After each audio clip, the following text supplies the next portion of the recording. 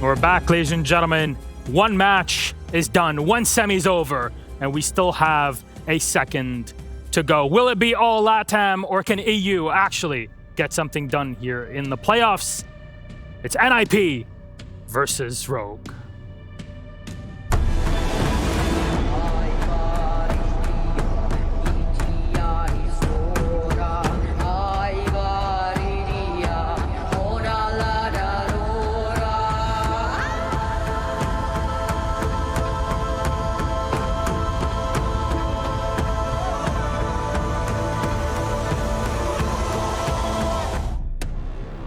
The reigning world champions from Brazil, Ninjas in Pyjamas! Our reigning world champions walk upon the stage to yet again see whether they can take home a trophy. They've been in hibernation since then, but will they awaken in time for this brutal battle? And on the other side,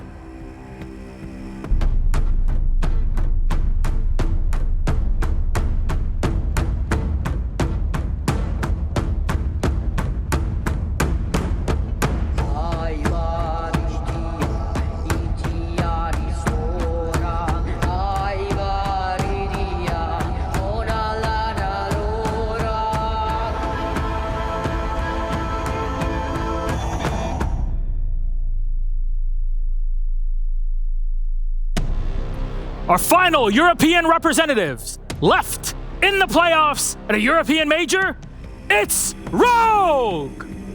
9th in EUL 2020, almost relegated. This team has been on a journey of improvement ever since. That's brought them all the way to the major here in Sweden. They've carried on, they've played fantastically. They are now in the semi-finals. Well. Rogue versus NIP. And you know what? I think the two teams that sat down and spoke about one another have quite a bit to say to the public. Check it out.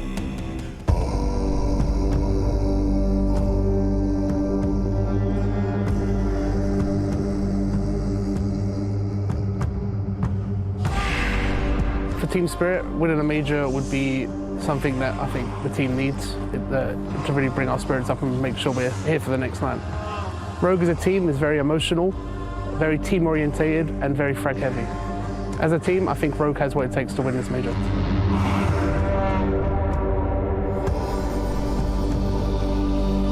I think we learned a lot from the Mexico major.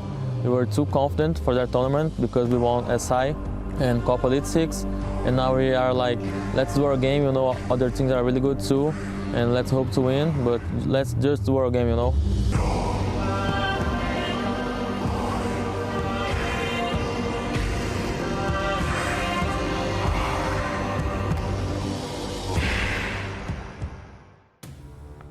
And welcome back, ladies and gentlemen, to our main stage and to our analyst desk. I'm Austin Medic, your host for the show, and joining me on the desk are some of the best analysts in the business, Anantero.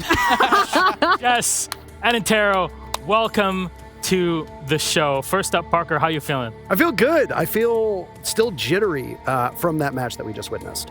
One of the best organs I think that we've ever seen, especially post-rework. I have no idea how this match is going to top it. And honestly, I don't know if Rogue and Nip watched it, but they got a lot of work to do to try and get my heart levels up to that same as what we saw with Damwon Kia and FaceClan. All right, well, that set a precedent for me to introduce myself. Hi, my name's Jess. Don't have the fluffy hair like Parker, but that doesn't really matter because... It's a benefit. Yeah, that is a benefit.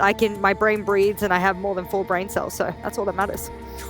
Oh, welcome to the roast of Parker and Tero. Yeah, you kicked it off. I was trying to hit the same level. First desk segment in like 4 years. So yeah, it's been. I understand. PowerPoint days. I understand it. I understand it. Fresh. Your thoughts? How you feel? My legs are still. I need a chair. If anyone's got a chair, I need a chair because I can't get myself over that last match. It was just so good. My heart rate has just not stopped. It's still. You should go get that checked out. Yeah, it's very high. I'll be fine. I'll be fine. We have a medic on the desk, I heard. We do. Yeah. I am not a registered doctor, so I'm... Oh, what a shame. All right. Well. How about we have a chat about our rosters and what they have to bring. First up, NIP on the board.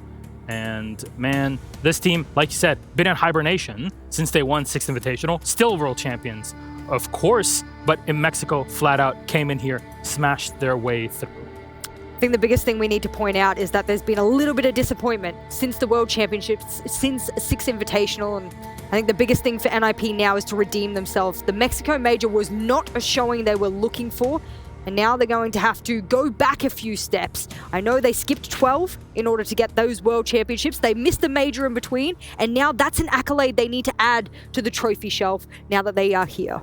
I find the map choice is actually pretty fascinating because based on their performance in BR6 and in their own region, they have Chalet as their best map. They've only played it once so far at this event. Their worst map is Bank, but they're 3-0 on that map here. So obviously they've been in hibernation, as we said. It took them a while to get comfortable with this map pool and get comfortable on an international stage. And it's been a bounce back performance from what we saw in Mexico. I actually think they are. I said it in the pre-match, that they're stepping up the levels in terms of where they're at. I don't think we're seeing the best NIP that we've seen at the tournament yet, and that can only be a good thing for them. All right, and their opponents on the other side, it's Rogue, our European representatives. Fresh, you've been around in Europe, and you've seen this. He was before Brexit. Yeah, go on. Brexit. I was expecting a relegation joke there, Jess, and you go in with I was Brexit. going to do that one later, but that's okay, no problems. Well, what do they have to bring, you think, here in the semis? Momentum. It's as simple as that. They saw this tournament as a cherry on the top for escaping relegations. Their goal at the start of stage 3 was, let's escape relegations. We'll be happy with that. They came to Sweden and they're just playing with no pressure. And we can see that in the play. They're having a lot of fun. Yeah. I know we've seen a couple of the guys in the lobby. Their practice room is about 4 doors down from my hotel room. They make a lot of noise. They're having a lot of fun. Oh, well, Rogue. Honestly, the last hope here for Europe, because we were expecting BDS to be the team in this position, prepping for their grand final play tomorrow, potentially. But seems like friendship is over with BDS.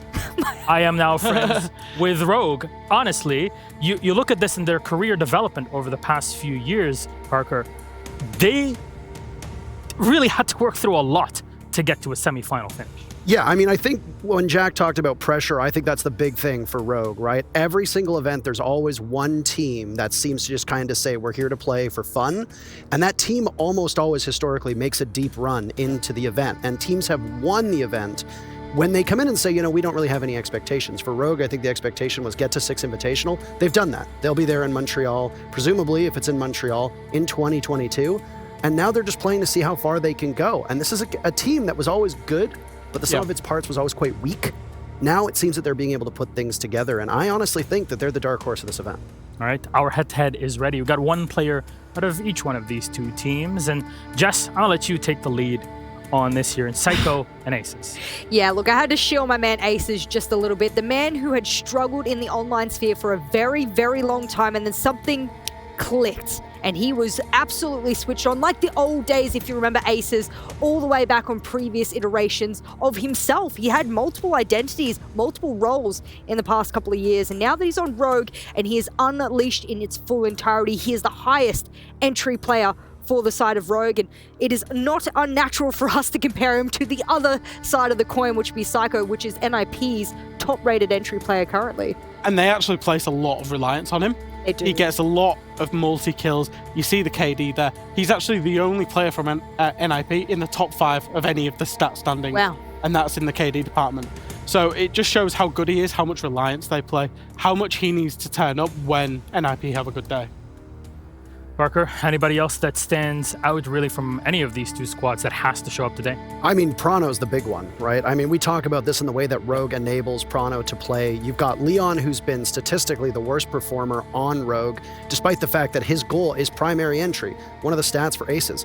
He had 26 entries. Leon's tried 44 times on entry, and he has the same +6 ratio that we see out of Aces. As for Prano, if Prano can make space and get backed up by Rips, and Leon has a bad day, Prano's going to be the one that's going to need to carry all that weight. We have an operator to highlight. We do. This, and it's going to be brought up. An operator that we've seen since day one in the game, of course, it is a Mute. So, Jess, why specifically this op? And what are you supposed to take out of this? I mean, I couldn't stop shilling aces, so I also brought up. We're gonna carry on. Yeah, we're just gonna carry this trainer going. It just seems going. I think the biggest thing about Mute, however, and the reason I bring him up is because it's used in Multiplicity and Rogue as both a utility, absolute necessity, and of course the fragging capability we see with Ace is both short range with the shotgun, and he is an absolute laser with the SMG-11 at long range. NIP, however, on the other side, are just slightly more effective sometimes with the Mute jammers in their placements, but when it comes to the effectiveness of Mute winning rounds of kills,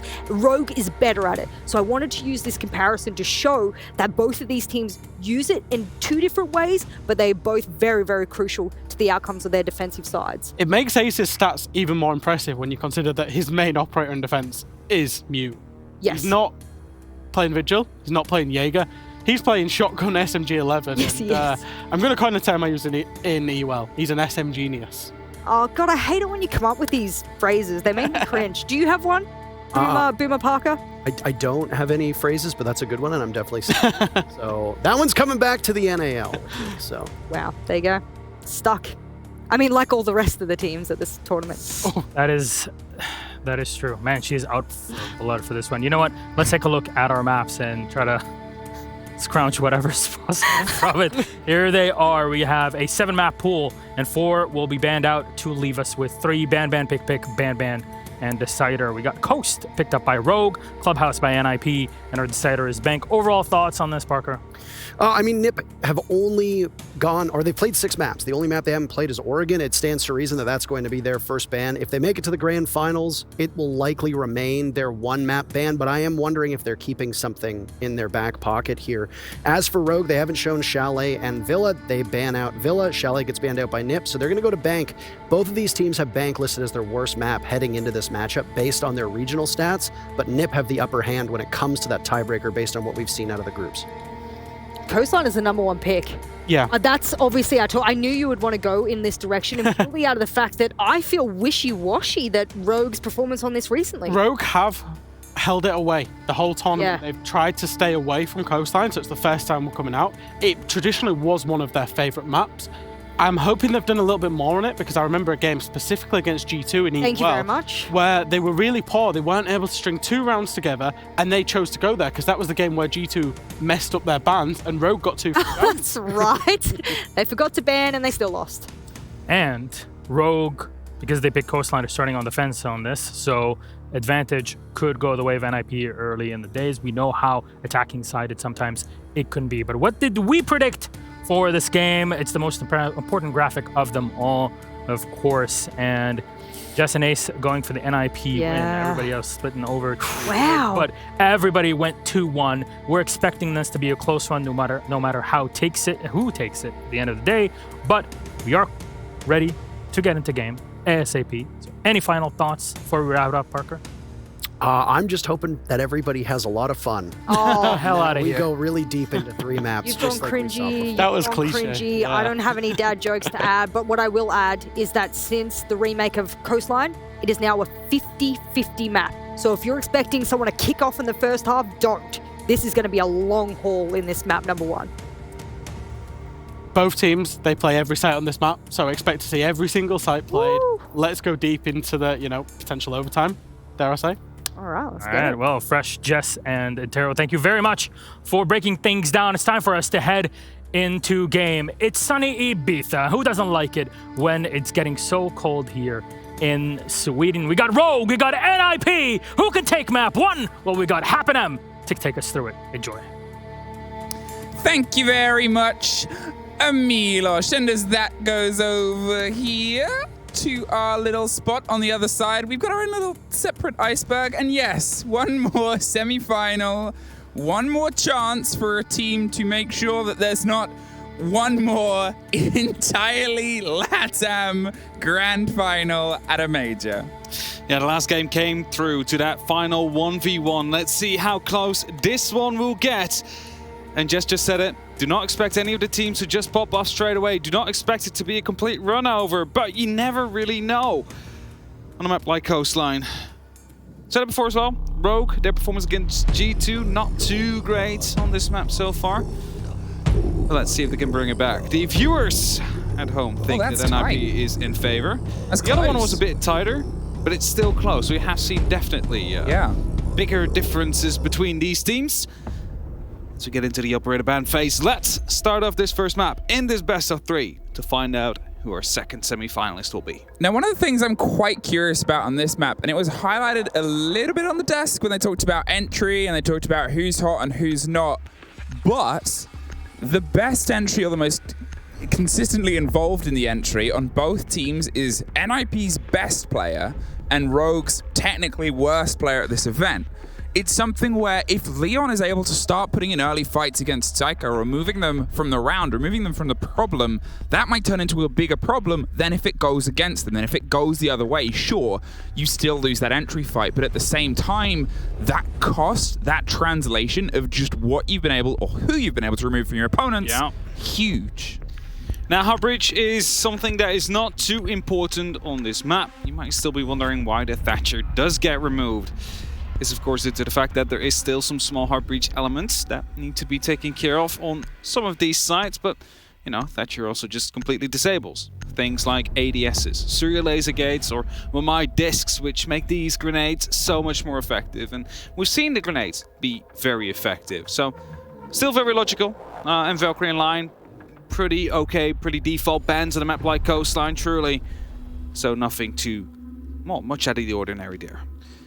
So, let us get into another showdown. Now, if you were somehow, unfortunately, not here for the first semi-final, first of all, the result's probably spoiled, but it's one of those magical games where at the end of this, go back and watch it, because the journey that got the team that won to where they are, it was not easy, it was hard fought, and it was a heck of an end to a best of 3. And here I am, sitting, wishing, dreaming, and hoping that we have another 3-map screamer. I was like, just before we started, the shaking was stopping. That's how close that game was. The adrenaline was truly there. It was a very, very important and a very close game. And that means we're heading into the second semi-final now. NIP, reigning world champions, not major champions. That was Team 1. They were already eliminated. And Rogue, the team who went into stage 3 hoping to avoid relegations and now somehow found themselves in the semis of the Sweden Major, and of course qualified for the 6th Invitational as well, because that was the almost impossible feat according to many, because they will be knocking out TSM. I mean, it's a heck of a story, isn't it? It is a good story. You think of Modern Rogue, and before this and before Split 3, you sort of saw them as a bit of a fable. It was a great opening split. And in fairness, this wouldn't have been their first major performance as a 5 if, obviously, the November Major or the August Major last year had happened. But it didn't, so this is. And it's time for them to absolutely keep proving it, but they don't really have to, because what they've done already here is so big. As Leon said, there was no expectations. And when there is nothing to lose, the only other side of that is you have everything to gain. Yeah, whereas NIP, you know, they started off a bit rough. They do that every time, however. They're a tournament team. They just grow into it here as the first set of X-Scars already being deployed on a mirror window. Crying quickly going over to stop the X-Scars from popping off. Really keeps on enabling them to actively challenge from the vase area up into the balcony, through the door. Psycho on that double window here, hoping to catch up a rotation again, because that's look, Ryan came through the last time around. The next set of X-Skyros will be used.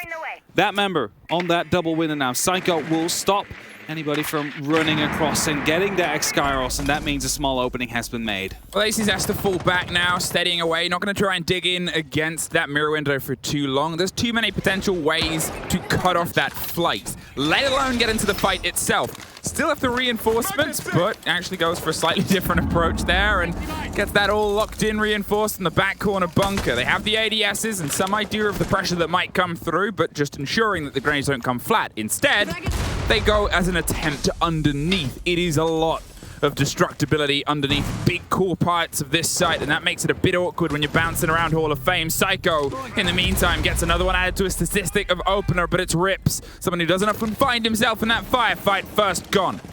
Remember, with Hookah falling into the hands of NRP, that's still not the side gone. We're in the penthouse now that needs to be taken under control, and Leon is going aggressive here on the Hall of Fame, spots out ahead, but is going to be able to pick up the kill somehow there. Surely he was going to fall there and instantly get traded out, however.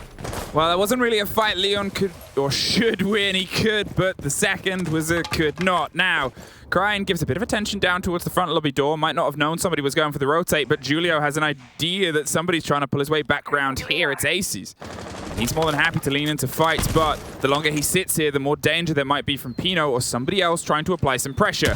The grenade goes to where they were holding a little bit of time ago, and that allows Cryan to actually sneak his way past that big open door. They weren't giving it the same watch as before, up on the rappel, and suddenly it becomes a bit of a danger spot. A swing, and Kamikaze gets a great take. Round into the 90 corner, but 10 seconds left up the stairs. Cryan screams back, and it's a 2 versus 2 out of nowhere. The spray onto the side, the diffuser is cold. A mad dash in a last fight on a corridor. Psycho can't get there in time. And they just hold on for the first round. Just hold on indeed. Prano inside that shower. Truly key.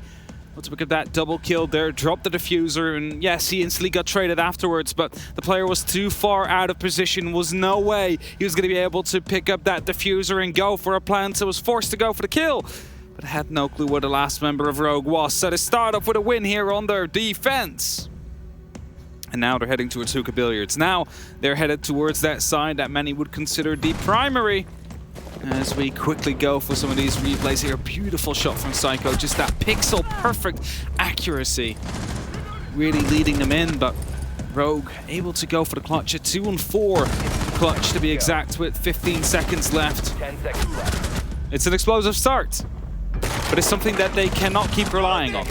They tried to find where a lot of the Rogue players were, and they did. Coastline, structurally, there's not a huge amount to it in terms of places you can hide away. It's not a map where you dig yourself in and you go for these huge roams from later on. It's all short, it's sharp, it's dangerous, it's spicy for what it is, and that is the thing where I thought we saw NIP slightly stumble, because they had ideas of where players were. There was obviously knowledge of Aces who wanted to come round across the backside of luggage. There was an idea of Cryan round outside Lamborghini doorway, but NIP was still sort of working out, well, do we go for them? Do we dedicate more manpower to this fight? Do we find ourselves in? It's something that as the game goes on will probably become less of a conversation, but the longer it goes for, especially starting on their attacks, the more it plays into Rogue's hands.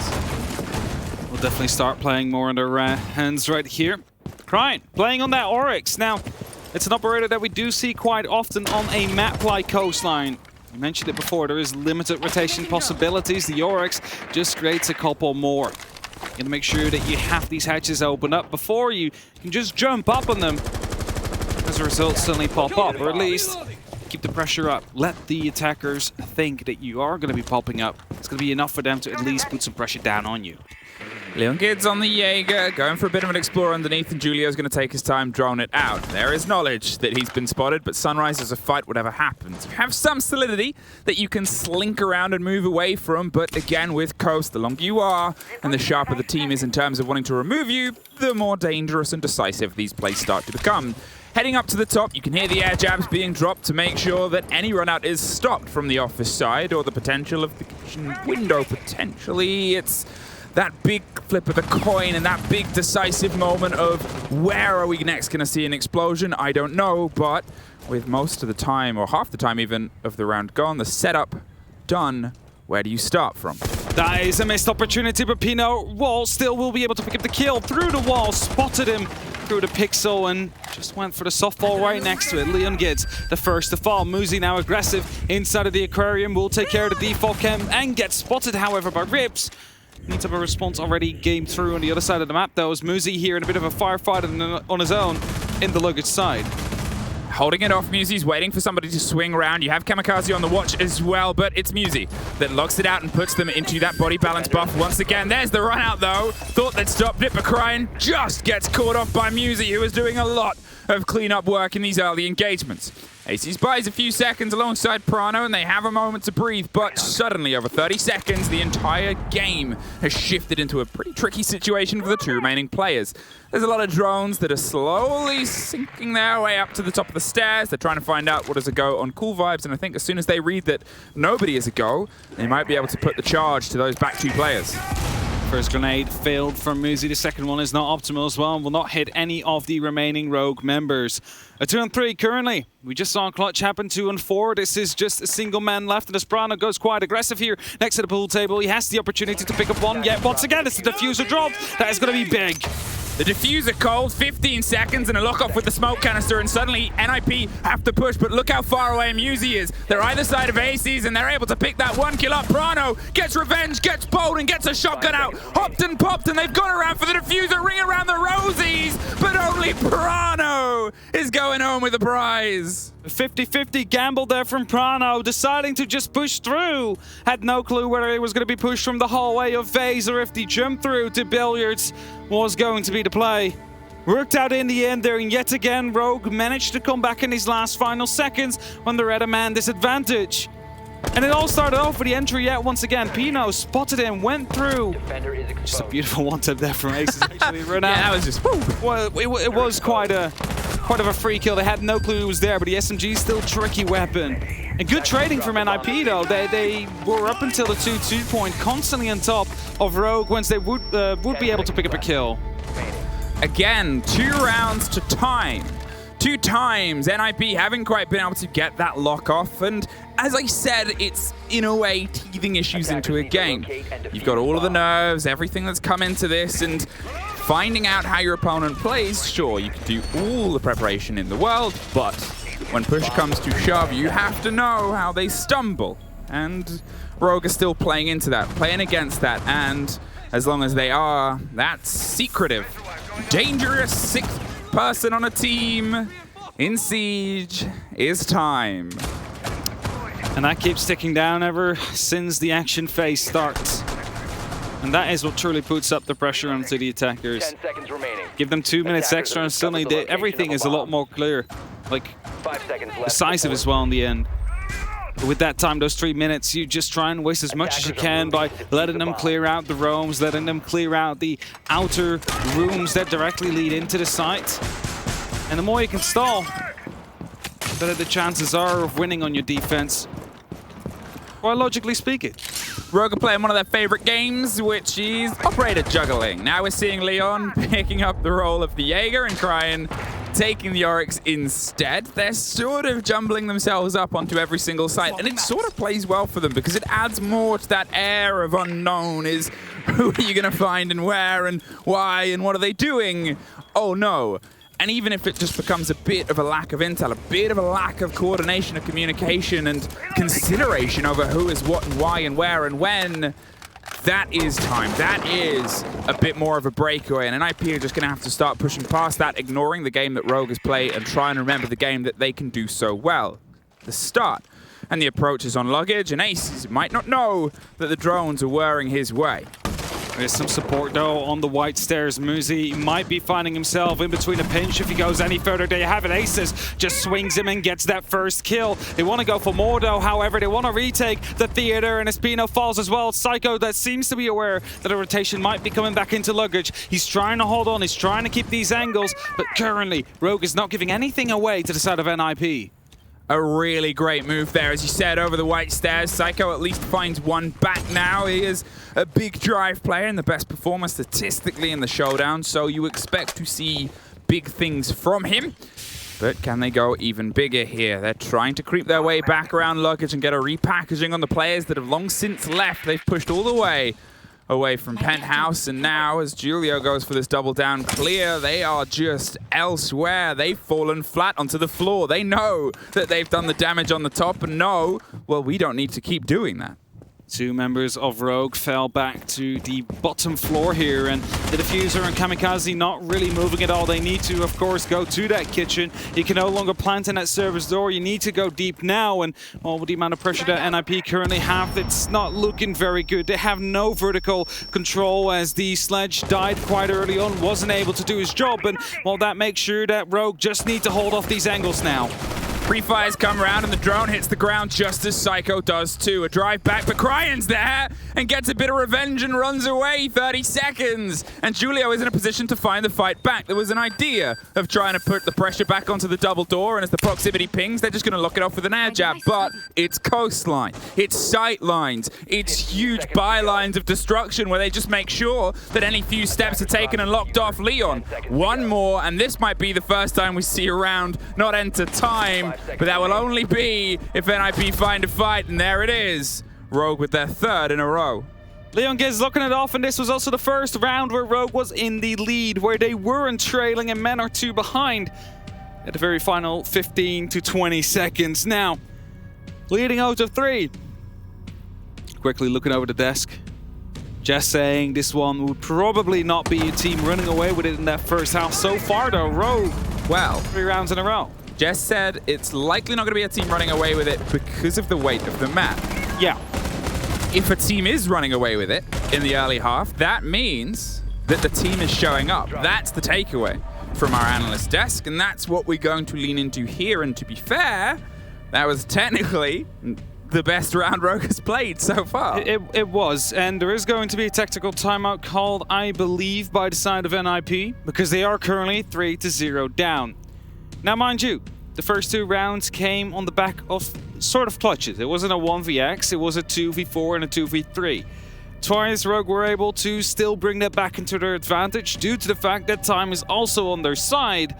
NIP needed to move quickly. They did not have time to clear out room by room systematically. And a player like Prano just popped up, got that double kill, dropped the diffuser. The round afterwards as well, the diffuser dropped. It was a 50-50, deciding on where to rotate to. But both of them went in the way of Rogue.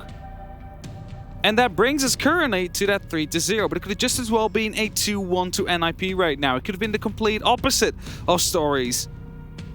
That's it. First 2 rounds, an extra 10 seconds, and NIP, as you said, very likely to have been able to lock it off. So that's why they're taking their tack time out now. They know how close they were, and they're going to make sure that Rogue aren't allowed to keep building on the momentum that they're letting slip through their fingers. They have 3 more chances. 3 more chances to lock an even half and live in the statistics that this map doth offer. I want to say something. I really like it when teams do this. There's the quaternary sight to come out now, the 4th sight that is being shown. Sometimes they see teams that if they lose all 3 sites in their attack, they call a tactical timeout. Sometimes, you know, the coach has the opportunity to directly call adaptations for the 3 sites we have already seen to continue that rotation for the rest of the half and potentially lock it up for that 3-3. However, right now, Rogue are deciding to go to a new site. Of course, basics still count in terms of trading, information gathering, etc., etc. However, these site-specific notes that were just given to them to be of no use, at least during this round. Round 5 is when they will come to play again. As Ace is looking to go for a spawn peek here, but doesn't seem to be able to hit anybody. Position seems to be known, though, by the side of NIP. Psycho quickly checking that window as the rest of them are starting to put the pressure down.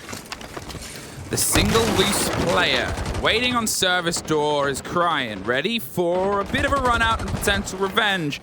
He's hoping he doesn't get caught here and hoping he can sit there for as long as possible and all the focus comes above him. He's going to steady his way over Hall of Fame and the drones get the lock off either side. A Mozzie Pest means he doesn't quite get the clear entrance, so he's opening a side route, and there it is, Cryan saying, well, maybe there's a pickup we can do. Maybe it's the rappel out on this door, and maybe Leon is going to offer some potential countenance here on the white window. Draw the eye, draw some focus, and go for this 2-story push. Potentially a hop out, potentially a run out. Julio is most likely the one that they want to make a victim. Some pings are coming out, and Cryan went for the run out, but was just not able to spot Julio, who now enters and joins Pino in the either push for the luggage or to go downstairs and put the pressure on security, onto Sunroom and the office, as that is a direct entry into the site. Don't forget, though, they have the sledge available this time. During the kitchen hold, we did not really see that verticality coming into play due to the sledge being taken out early. Pino, now being alive, has the opportunity to work with his team to take that top floor in control and start opening up these vertical angles that don't allow Rogue to play in sight. But default or pre-play C4s together with the default cams, that will be a true and big danger for them. So, yet again, we find ourselves in a situation where NIP are trying to find that first rogue player, but I love that NIP have found themselves inside the building. Often at this point in those early 2 rounds, they were still sort of structuring outside and making sure that I guess they had an awareness of the rotation, but here, that lockdown, that immediacy that they can offer to the fight if it starts to come to a boil, that will get them that extra 10 seconds, that extra 20, potentially, that might have won them those first 2 rounds. Psycho has the long range, and Prano's thinking about trying to find a fight, but doesn't want to overextend. It puts Rogue for the first time in the state of, do we, don't we? What do we want to throw ourselves into, and where is it about to pop from? Well, a little split walk-in is the first. As long as there's no big pressure coming down, it's Psycho with the very first kill. I was going to say Prano allowed to be playing there, but Rogue going for the retake on the top floor. 2 men are up there, but Julio will be able to catch him off both as Aces finds a response to the other side of the map. Rips is now locked in on Cool Vibes, trying to stop the threat and the push towards him, and now he is the only one trying to stop the pressure inside the plant spot, and he doesn't quite get anything from it. NIP. And as I said, the lockdown was internal. The eyes were angled to the right place. The double on the flank was huge, but also look at where the rest of them were. They were so ready this time, and it's up to Rogue to see if they can increase their pace. Single round so far in the hands of NIP against the 3 from Rogue. Still nothing too much to worry about. And Penthouse Theater will be up next. Going back to that site we do not very often see, but in the hands or with the hands of a mirror, suddenly becomes quite, well, a fortress. In the right hands at least. And you see that double kill from Julio really just lined up. He just needed to press that left mouse button, didn't even need to transfer as they were both stacked up on one another. 15 seconds left. Just allowed them to clean up. They had that man advantage and continued on from that. The Penthouse coming in. And the mirror windows will be playing a key role. Has been 6 big in. Surely NIP would be aware that this is an operator that they do play. Yeah. So they don't really, you know, walk into these big surprises like, oh, there is a mirror window. How are we going to deal with this? Oh, this is here. This is here. How are we going to deal with that? Well, they have the opportunity to use the Excaros, for example, or try and ping it out with the new ping system that is in for quite a while now in the meantime. Use some verticality to get rid of it. It's not really new. It's old, new. It's old. There's other stuff coming. One of the things that we talked about in terms of old and new is the old attempt on this site and the new NIP we saw in the previous round. It was slow and it was cautious, and they put the pressure onto Aces on Cool Vibes from flat and outside, pushed him away, and then tried to pick up and enter elsewhere. That was a different game on the last round. They made sure that they kept that pressure internal, as I said, and I'm curious to see if that is the opening lead-in and if Rogue is maybe expecting a little bit more threat and pressure. It's also worth sort of throwing our minds back and realizing that at one point, NIP had been able to crouch walk their way into VIP, put some pressure onto the player onto 90, and then suddenly find themselves swinging down Hall of Fame, but again, with only about 15 seconds left. Here you have it again. The X-Cars will be used to get rid of that mirror window, but I believe this time a Mew Gemmer will stop it from detonating. That means Rips does not have to make the long run around. It's crying, actually. Does not have to make that long run through past the big window that could deal to his death or lead to his death. Leon gets actively trying to challenge the balcony. He's making sure that no one will be entering the aquarium, but rotates are coming around from Rogue's side. The question is, how will NIP deal with this? Well, first of all, they got rid of the Mew Gemmer, and that means that mirror window will now be unplayable. And there is a watch that we did not see last time. Aces was able to run away from that and slip his way back towards the site, and this time no avail because they were prepped for that. Whether it was just because it took a little bit longer or whether they leaned into it, either way, they're definitely leaning into the fight around it. Julio finds Kryan, finds a player who went for the run-out kill before. NIP are learning. NIP are reimagining. And they're renovating the players as one more gets taken out from underneath. Rips is gone. And that tag timeout is proving monumental for the Ninjas. Know exactly where these Rogue players are, and they're taking them out one by one by one as Prano gives away his place, knows where they are, they know where he is now, and Leon, the actual only player in the current site now, gets his one mirror window taken away from him as well. He's playing next to the bed. Currently, no pressure really coming down from the big window, no pressure coming down from the showers as of yet, but that soon will change as Pino will be hammering it open now. A minute left on the clock and a 5v2 clutch this time that they need to pull off, but the two of them, it's an extra man compared to the last time around. NIP is still holding down. They have so much time. and there's such a stark difference to how it was before. The barb will give a little audio cue as the player slips away, and the canisters are going to buy themselves some time, but they might now know that Prano is potentially alone onto the site itself. There's also still the concern that Nomad goes for the swing, but Leon is potentially about to try something huge. They've pulled themselves entirely away. Nobody is currently on that run out. It was a bit of a swing and a spray. They have the nitro, as you said, underneath. They're going to see if they can get a connection, but they're not on the default. But Julio gets taken on the swing. It's a 4 versus 2 retake. Prano's at least found his way into the site, but the lying down man, the one behind the bed, is the first stress he might be able to call to the rest of the players. Leon goes for the rotation, hits an air jab, and finds his seconds dwindling away. An aggressive creep towards it, but the spray over the top means it's even tougher, and Tough was already there. A deep fight from that Vector on the far side. Probably isn't going to be able to get him towards that plant in time. Every player is making sure he's met by bullets, and it's these seconds keep ticking away. It's NIP that take us to the last round and a half. Yet another one. 3-2. NIP is bringing it back here after the 3 rounds in a row, and they're starting to grow into the match. We're starting to find out how Rogue plays. They know exactly where these players are located. Grenades are coming up from below. They cut off the rotations as well, as they seem to have figured out how the rotations work on their side. And at the end there, Leon gets trying to gamble it on the Nitro Cell. Would have the opportunity to pick up the diffuser or the diffuser carrier, but for the amount of time that was left, surely they had the opportunity after that to pick it up, go for a plant, and still put them in a 2-on-4 situation compared to the 2v5 it was earlier. Anuka Billiards will now be chosen. The very final site Rogue will go to on their defense. As they started off 0-3, they surely want to be locking this off with a 4-2. Well, that's it, and that's the big problem right now, is they're the ones that have to do it. NIP came back with a blinding response, and yeah, okay, those first 2 rounds were close, but Rogue had started to find their feet, and their third and their final at this current moment. Their last defense round that was a success was a good success. It was their control. They were putting the pressure. They were confident. And since then, they're finding themselves caught out by an NIP that has grown in awareness of their play. Final swing, final sight. Hookah in the terms of the half. 5 seconds to go. And it's down, as you said, for them to try and find that 4-2 on their pick. Now, after we just saw NIP make good use of that bottom floor, Rogue will have to make sure they keep that under control. The Mute and Mozzie combo is coming out. I believe, however, that the mutes will mostly be placed on the top floor, whereas Crying will be on that roam below. Using those pests to get rid of roams or deny any information gathering from the attackers. So they cannot just as well easily get these grenades into the right places. Cannot just pick up these free kills that cannot be traded. And 30 seconds have passed.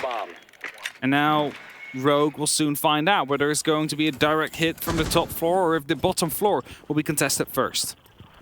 Psycho has been so big in this game so far, and he's one of those players that you pointed your eyes to and wanted to see a lot from. In the comparison, Aces, who was the comparison, hasn't quite been able to hit that same connection.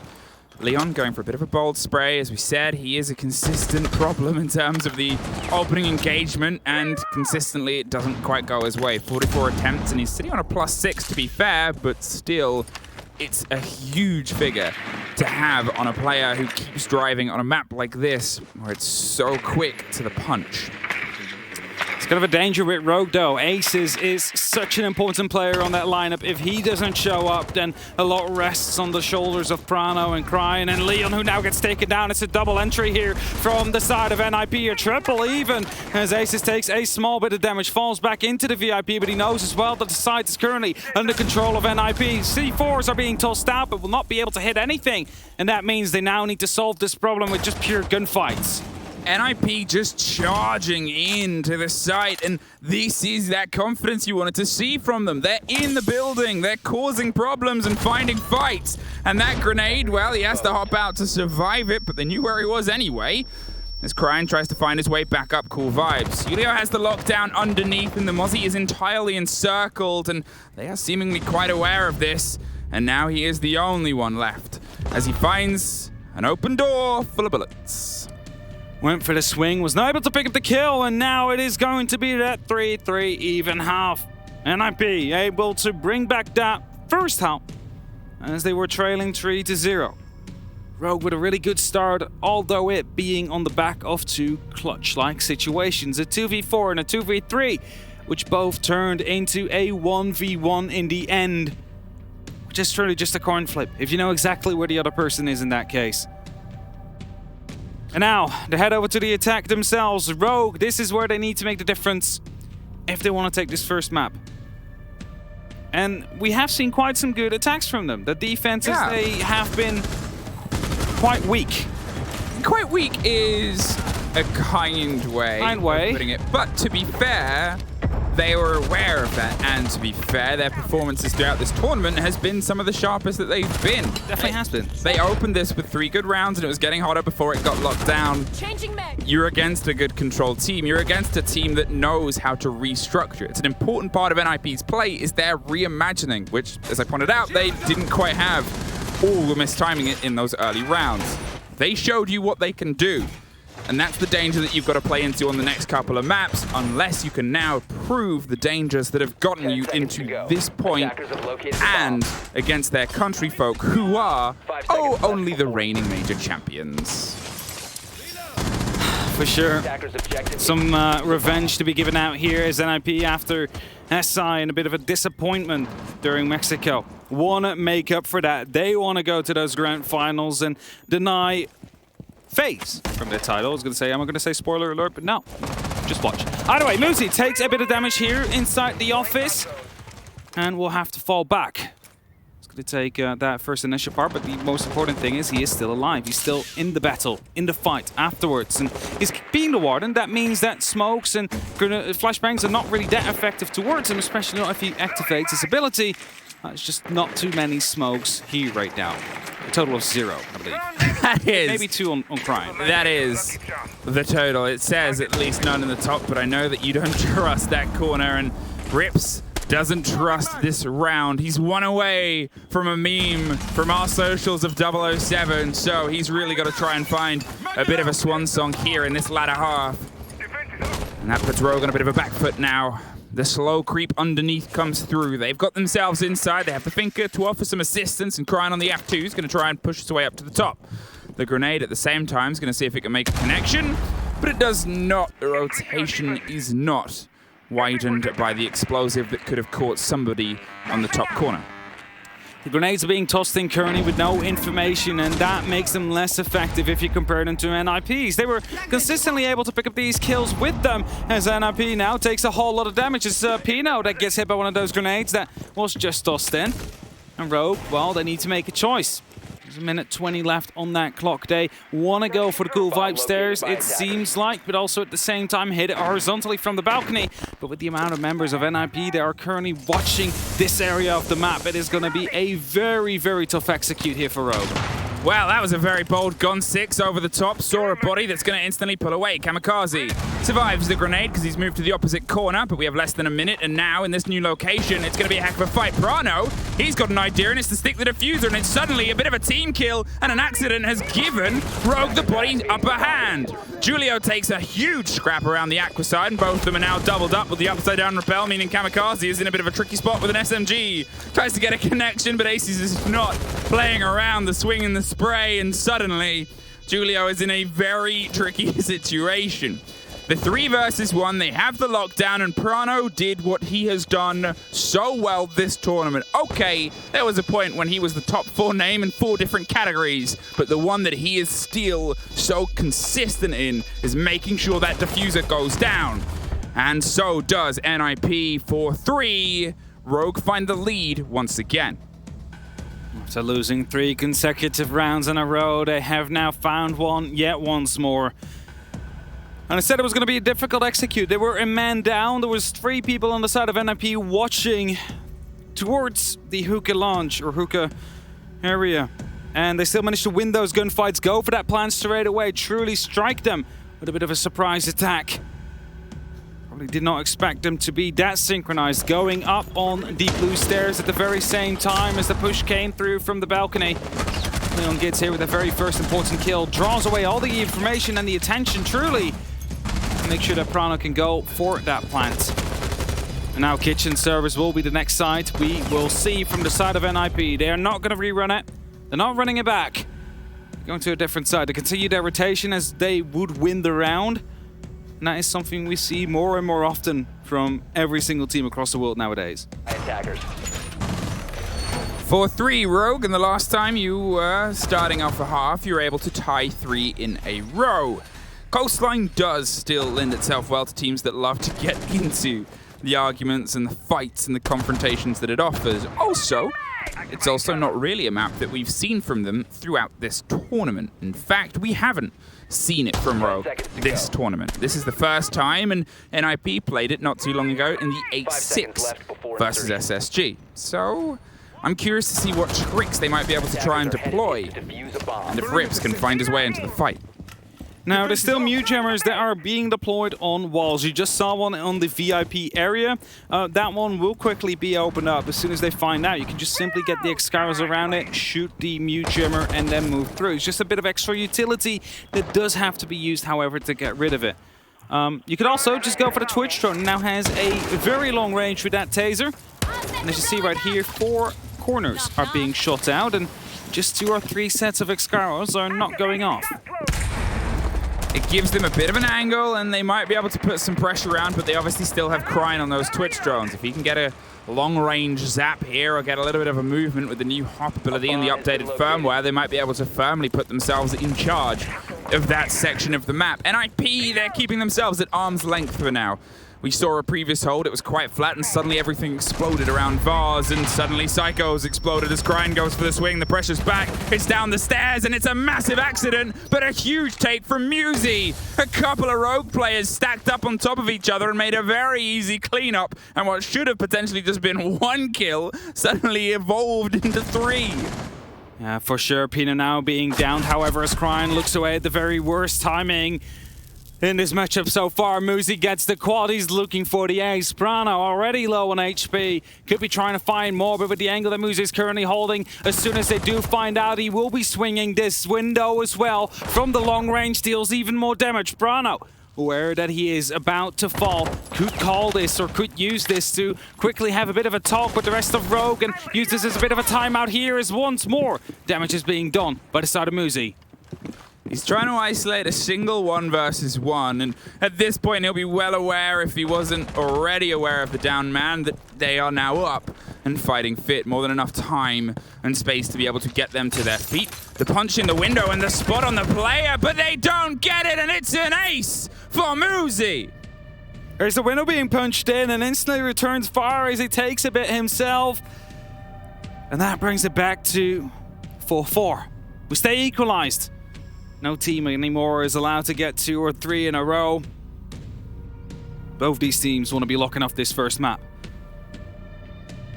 And as Rogue, well, they had a bit of a come around on that first attacking round as they lost a player early on. This was just unlucky. Musi dropping down as soon as they go off the angle as well. They check the stairs, they push onwards, the first one falls. 2 of them at the same time wanted to go for the trade, and that is what eventually got them killed. If only one of them would have gone for it, there would have been the opportunity, of course, that they could have picked it up. Because the second person was afraid that it would team kill, held his fire, and got sprayed right after by the T5. So, bit of a miscommunication on the side of Rogue there. It's always the problem. When it's your teammate in front of you, you have to stop shooting, but your opponent, well, his bullets are gonna zip right through player number 1 into player number 2, and it was costly. It was massively costly for Rogue. It's not saying that it would have brought the round back into their favor, but it sure would have helped it not be so against them. Now we're entering territory, though, where every round will be even more important. 4-4, round number 9. Whoever picks this up is going to be just that little step closer towards that first map point. It is, of course, the best of 3. You can't afford to lose this first map, but of course you do not want to. You want to be the one that puts on the pressure onto your opponent. Whether that will be NIP or Rogue, we will know in, well, roughly 4 to, I think it is 7 rounds until we find out. Either way, the top is being taken again. Trying to cut off these rotations is how it worked out from either team. Either of them were able to pick up a singular kill in a couple of these rounds. But I believe that NIP not really eager, not really keen on giving them the opportunity to do so again. Leon hot droned his way in through service and going to set himself up. They're taking territory and making sure it's marked with their mantle of intel as it goes. But Coast has that big problem.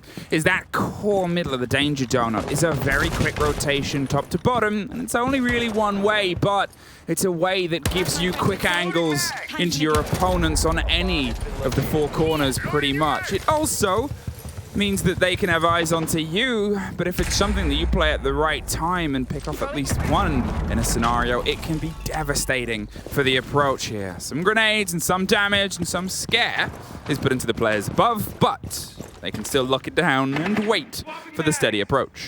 Where now that the player is right next to the castle barricade on the top of the white stairs here. The push will come soonish though.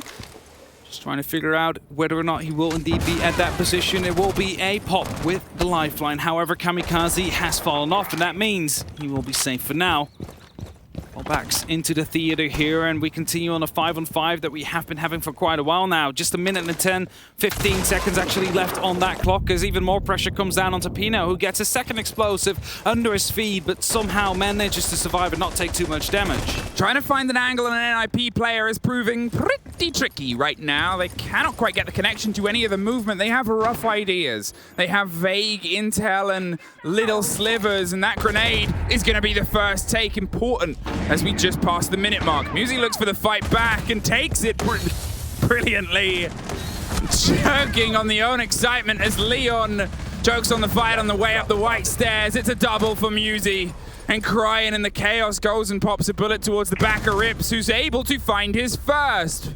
Finally finds a fight in, but unfortunately not for too long, and Crying suddenly left in a 3 versus 1.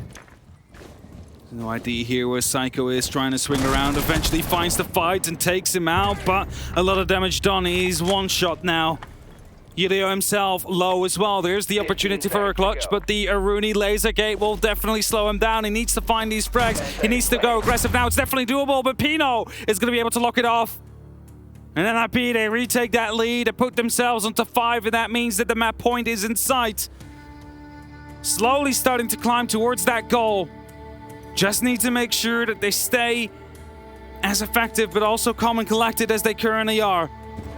Because they're not giving away too many of these fights. I mean, yes, Aces managed to get the entry. Crying, you know, was able to find a couple of kills as well, and they tried to take the fights and pick the fights on every single side of the map, and well, not all of them went their way, and eventually it led to NIP winning that one out quite convincingly. You know, Crying was still able to pick up a kill, of course.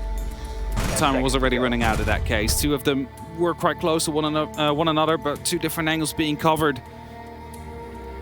And now, Blue and Sunrise. That is the side where NIP want to put themselves upon 6, and Rogue call for a tactical pause. They want to quickly discuss, as this round is so important. Oh, it makes sense. It makes a lot of sense. You're 5-4, you're knocking on the door on your map of suddenly fighting every single remaining round as a map point, and it's tricky because what we're seeing here from Rogue is something we don't always see. Sloppiness on an attack. It's a misaligned approach. It is an idea and a positioning, and it has those little bits of danger that we're familiar with. The attempted take on the top of white. The swing round with the turn on the potential of multiple drops around the VIP side and Hall of Fame. But it's not quite getting connection, whether it's the weight of the game, which as they set up to this point has not affected them. They've done what they came here to do, which is get into SI. And they did it by taking out the reigning major champions, which is a heck of a statement. And here now, as they're able to potentially prolong that statement, it's becoming a little bit shaky. I mean, we want to see a close semi-finals here. We do not want this to go into a clear-cut, you know, 7-0, 7-0, like we've seen from FaZe when it started off in the group stages. We want this to go all the way. Preferably all 15 rounds for every single map. And Sunrise and the blue bar, as just mentioned, is where NIP want to put themselves into map point. Question is, can they do it? 10 seconds Have Rogues, you know, something prepared, something specially prepared. We've seen them execute quite a bunch of rushes, quite a bunch of quick plays. We might just as well see one of them coming in very soon as well. if they feel confident enough.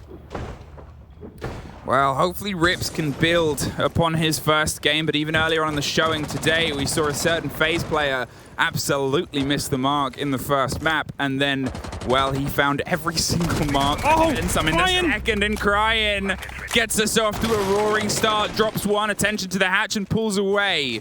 Realizes he's not in the fight in the position, and this time Musi won't be able to lock off the trade, a game he's been so good at.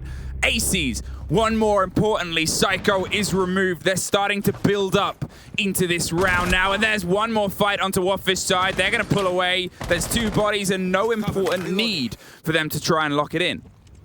Now they have that 2-minute advantage here. They can just continue on trading. Right now, you have 2 minutes and 10 seconds on the clock. Just try and get the information. Try and figure out what these players are and hit them all at the very same pressure point. Lock them out one by one. Bring the fights to them as a jump out is being prepared by Pino. As soon as that pressure comes through, he will be going for it. This drone might actually be the giveaway here if it comes through. Takes it out. Falls back just slightly, but the pressure comes from the service door as well at the very same time. That's it, it sprays, it's Pino under pressure here, and they're seeing if they can lock it out from the kitchen window at the same time. It's a dabble, it's a dance, and it's a dare. And with 1:30, they are playing with that time on their side. The spray in the fight, and Leon's gonna look for a connection with the grenade, bounced off the top of the racking, doesn't get the connection, but Pino sure does. And Rips is knocked out of service, slips away.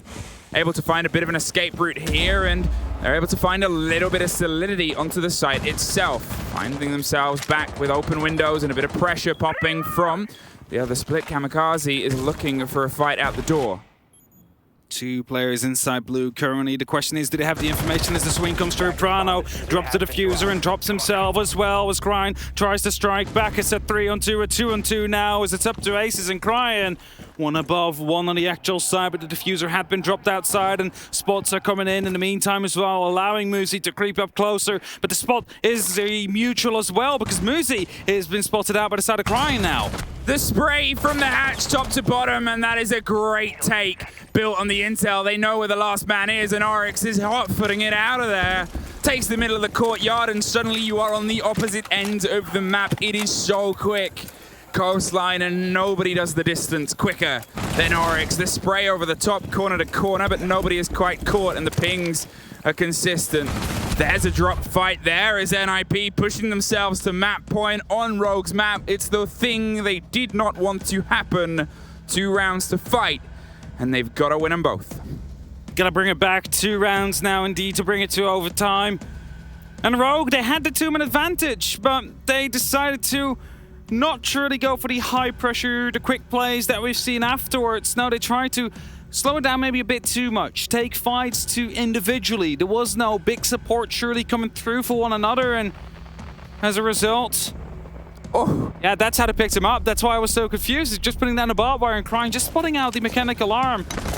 It was enough to get the kill in the end. The setup that was laid from NIP could have cost them the round, but in the end, Kamikaze, Musi, and Pino, they were able to bring it back with some aggression as well. And I think that's due to the fact that Rogue was too disconnected. They were 5v3, and that's a beautiful flick, first of all. But they decided to push at 5 different points at a little bit of a disconnected time. And that enables NIP, I mean, they have been world champions before, so they know exactly how to play this game, to pick up these 1v1s and just slowly close it out. And find themselves now with 2 map points in their pocket. And kitchen service will be up next. Verticality will be key. They have the Burke on Rips, who hasn't really been able to find himself into this game too much yet, just a singular kill. So we'll have to support his team in different ways, which will be opening that up. That's a Rooney set, a double one, on the server's entry. So they might expect a rush to come through from Rogue. And they completely fended it off already before it even could happen. We may find ourselves looking into a situation here where Rogue are a little bit struggling. They are still, unfortunately, hitting a bit of a misconnection between the fight that's offered before them and the fight that NIP are giving them. Julio slips away as Psycho is under a bit of pressure. Cryin is under even more. The hatch pops above him. They have an awareness he wanted to slip in, and he loops his way around that core of the office and pulls back a double grenade! Leon on the far side pulls off a heck of a shot, and suddenly Cryin, well, he's under even more pressure. Not because anything else has changed in terms of his fight, but because NIP need to pull something back. They know he's in there. They know he's roughly around, but they do not think it's worth the risk right now. Here's the replay of the grenade over the top, and it pops some rocks. Nice double kill coming through there. Will be very important. Basically, no risk taken here. 3 kills or 2 kills that were not able to be traded out, and right now a third one will come in actually on the side of NIP. So Leon Gitz will go down, brings it back to a 4-on-3, and I've said it before, last round, exactly the same. 5-on-3. A disconnected push is eventually what led NIP to win that round. Rogue need to make sure that that does not happen again, as they have just lost their first as well. With just 90 seconds to go, the pings are coming through. Rogue need to pick up yet another kill to try and lock it off, but the first one might be coming in from the Cool Vibes, but wall bangs are being attempted here by Julio. He opens up that quad wall and tries to find the man behind the bar. Aces is doing everything to offer some support and a wing and a prayer over to the far side, but it's Cryin that is the one dabbling and dancing. A big rotation over the top of the Cool Vibes was thought about, but the Oryx actually heads elsewhere. Again, the core of this dangerous map is still present and pertinent in all of the eyes and ideas of everything that might get played. Kamikaze has had a huge couple of rounds in these past and making sure he is that lockdown on the site, and here the site comes. Brano slips their way in, and the first fight falls both against them. Julio Kamikaze for one more! I said he was that backline, and here he is, living up to a wall! NIP get this first map, and it was Rogues! This was where they wanted to go, and now they have nowhere else to go but to a second map, their last swing, and it is Clubhouse. It is going to be Clubhouse indeed. They need to make sure they win that one, and as their previous round was lost due to a disconnect, 5 individual pushes being punished by the side of NIP. You now somewhat have the same. The first, of course, going to be being picked up. After that, they tried to come back together, but too much time was already wasted at that moment. Kamikaze able to just hold down that trigger, get those kills one by one by one, and as a result, pick up that first match.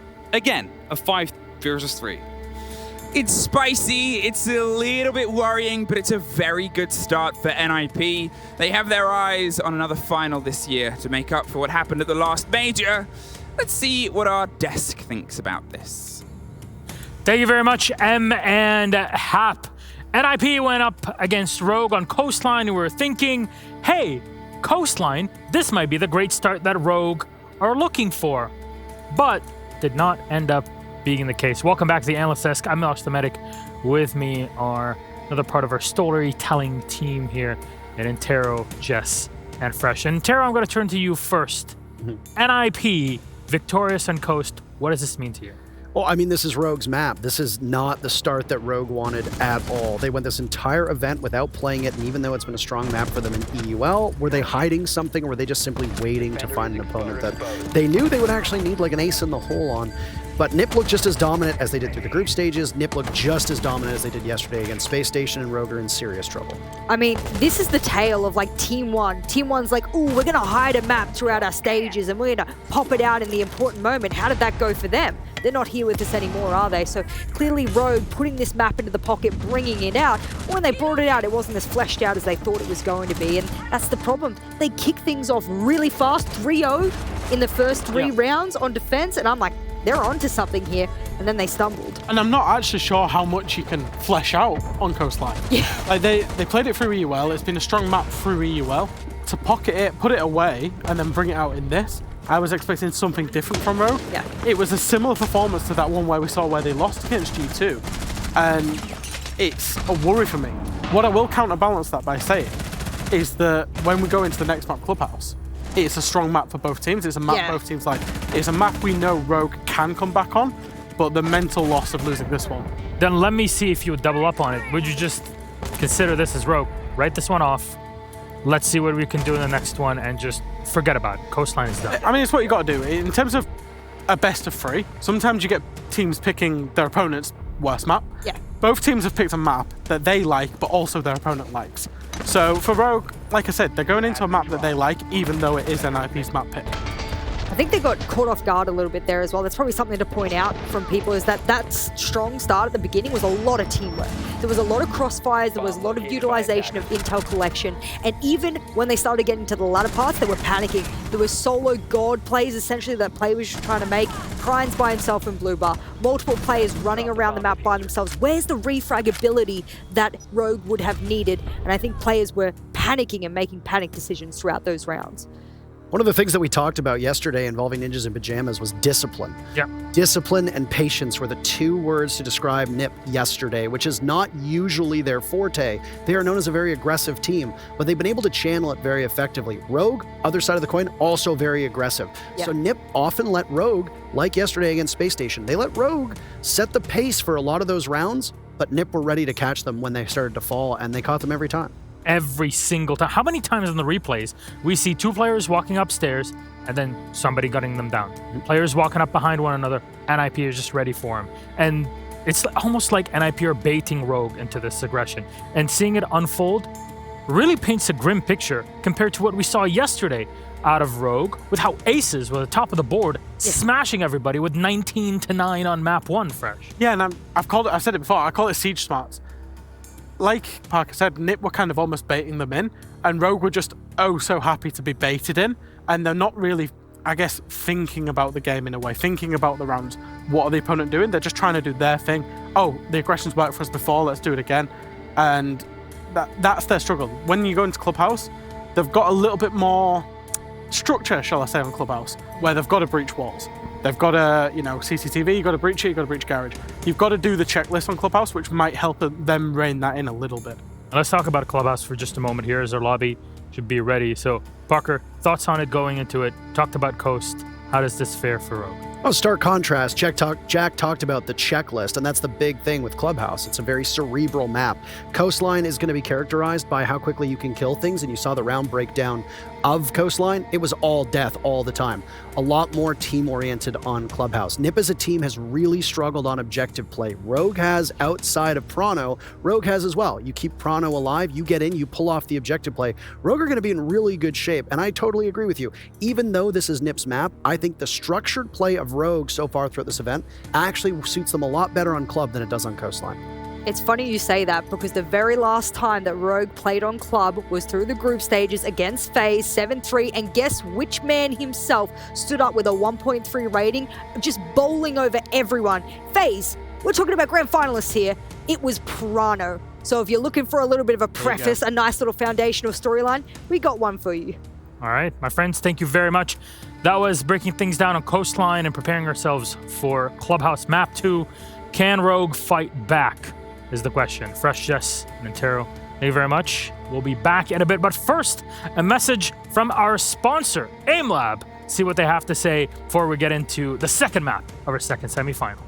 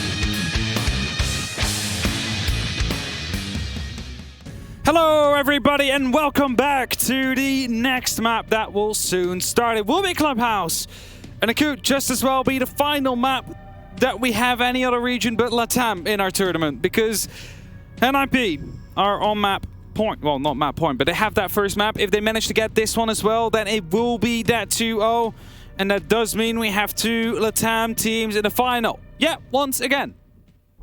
I mean, it's a heck of a statistic. It was what Parker said earlier on today. He said, if it is an all Latin America final, the only team this year that's been in a major final that isn't Latin America was Empire. The only team. It's the year to bring those Brazilian flags and wave them in the air. But Rogue are the one potential flaw in the entire lock-off that they have minus Empire. Yeah, just Rogue has the opportunity now to stop that statistic. Take it again. It's there we go. Stop that statistic from coming through. But they do need to find this map. They do need to find Clubhouse now. Demon Kia. They twice got just a singular man away from putting themselves into these grand finals, but unfortunately they failed. And that means that if you won that international finals, you gotta be cheering for Rogue right now. Bans are coming through in the meantime. Flores and Thatcher have been banned on the attack. Amira now has been removed. Seem to be too problematic potentially on Coastline. Of course, a different map right now. Mira could be even more so problematic on the side of Clubhouse, especially in the hands of Leon Gitz when it will be in the bathroom aimed towards a jacuzzi wall. We've seen so many great kills coming from that direction, even though they're better themselves. Kate Logical of the Thatcher is gone, and that means that now we are getting in the way. Get the formalities out of the way, and with that, the action will soon start yet once again. One of the things we've got to take about this is the statement that Rogue has made to get to this point. Because before then, the only statements about them really were scribbled hand notes written down of, well, they survived. Congrats. Great. I mean, it is great. We've seen them play at their worst. It's called the second stage of a 3-stage season. But to keep themselves in this major and to take themselves to SI, they beat the major champions, the reigning champions of Team 1. That is a huge statement.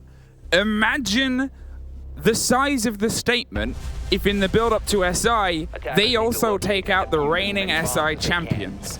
That is the weight of this game at this moment, and to be fair, NIP need to make one of their own. Hey, Mexico, that wasn't entirely to plan, but we are still a contender, we are still a top dog, and we're still going to put this pressure down. And the people definitely want to put this pressure down. However, the most amount of pressure is currently on Rogue. If you can speak of pressure, that is, because you just mentioned it. They went from fighting to stay out of relegations to doing that successfully, to making it to the major, to make it out of groups, to go to semis. 10 seconds to go. And it has been a good run so far already, and they're just trying to make it a small bit better. But they're up against the world champions, and NIP is a true tournament team. As soon as they do start to get into that tournament, there is little that can stop them from then on forward. And Rogue is just that first hurdle that they now need to go over, because if they do so, tomorrow that grand finals, that's what they're aiming for. They want to get yet another title into their names. But as I mentioned, Rogue, they need to go through them first. And they're already halfway done. They just need to get one more map on their name. Now, obviously, Clubhouse or not. As NIP's map Clubhouse, there was the choice of where they wanted to go, and Rogue opted to start on their attack. As many people have said many times, it is their preferred stance. And if they can put a lot of distance in, if they can really start to drive home some of the coordination and communication that's got them to cause so much devastation in this tournament so far, that could really help reinvigorate their morale. Coming into a split half on Coastline on their map, you could see that things weren't quite connected, especially when they got off to such a strong start. Here, a strong start could have a massive impact and effect on how they're able to continue that momentum throughout the rest of this map. The collapse starts on Kitchen, and the pressure looks towards the below. That's a very step-by-step plan. It was mentioned before as well. For this first site, you just open up the hatches and maybe you go for dirt, as there seems to be some pressure coming down from that side as well at this very same time. And then you go for a collapse. A bomb Where has been located. really depends on what kind of a take you want to go for. For now, it seems like Rogue wants to get heavy on dirt here. 2 members waiting to push on, but smoke canisters hold them back just slightly. And after that, will be Kamikaze with a shotgun waiting for them around the corner as well. It is a power position, but one thing that you might not have seen is that all of the NIP players came back to join this fight. 3 rotated around Oil to get in the confrontation, drop down and hoping for the swing. That's 2 English shotguns prepped up to see if they can meet the Englishman on the floor around the corner. The charge and the push and the double just connects. Only just though. Leon, with the last bullets in the mag, makes a magnificent take. But talking of Musi, the consistent problem in that trade game for Rogue, strikes once, and he's trying to toy with the idea of twice. The grenade bounces down, forces him around, but still a massive take on that flank. Yeah, big take indeed. Able to drop that diffuser just slightly as well, and that means that Aces is the one that is now dedicated to it. But another gunfight comes down, another trade comes in as well. It's a 2-on-2 situation right now, and none of the Rogue players are on site. The diffuser is still dropped. It seems like they're deciding to go for these kills, and when Leon gets that, he's playing around the border. He's going to be able to get up a free one. Musi did not check the corner, and that brings it back to a 1-on-1 now as Leon does go down. 12 seconds, and it is the last dash. You know he's around the third box. The grenade on one side, it hits you on the pop on the other. Julio is that lock, and that is a first round for NIP. That was going to be painful there. The explosion of that grenade really masked him coming through. Did a little bit of damage to himself, but in the end was not able to spot out that last defender. And NIP, they take the lead. After they already have the first map going their way, they now have the first round of the second in their hands as well. And they continue. From the bottom floor, they go one up. The bar and the stage are going to be played. A Maestro was on the board, but will be 6-picked out. A Echo will make its entree. And we've often seen that super effective on that rear stage. Just hidden in many different angles, many different corners you can find. With a great double from Udio to end it off. So, off to bar stage and off to a chance for Rogue to bring it together. They were able to get a really good lead in there, but the reactivity of NIP on that defense was so sharp. As I briefly mentioned, as soon as that kitchen hatch got open, 3 NIP players came down from Oil, took the drop, and went back towards Blue. They quickly worked out what was happening, softened it behind them, and made sure that they had their eyes in the right place, and it came true. Because they needed the positions for the trade, it ended in a 1 versus 1, but if there was a less reactive force up against them, it could have very easily been Rogue swanning in and sweeping the site.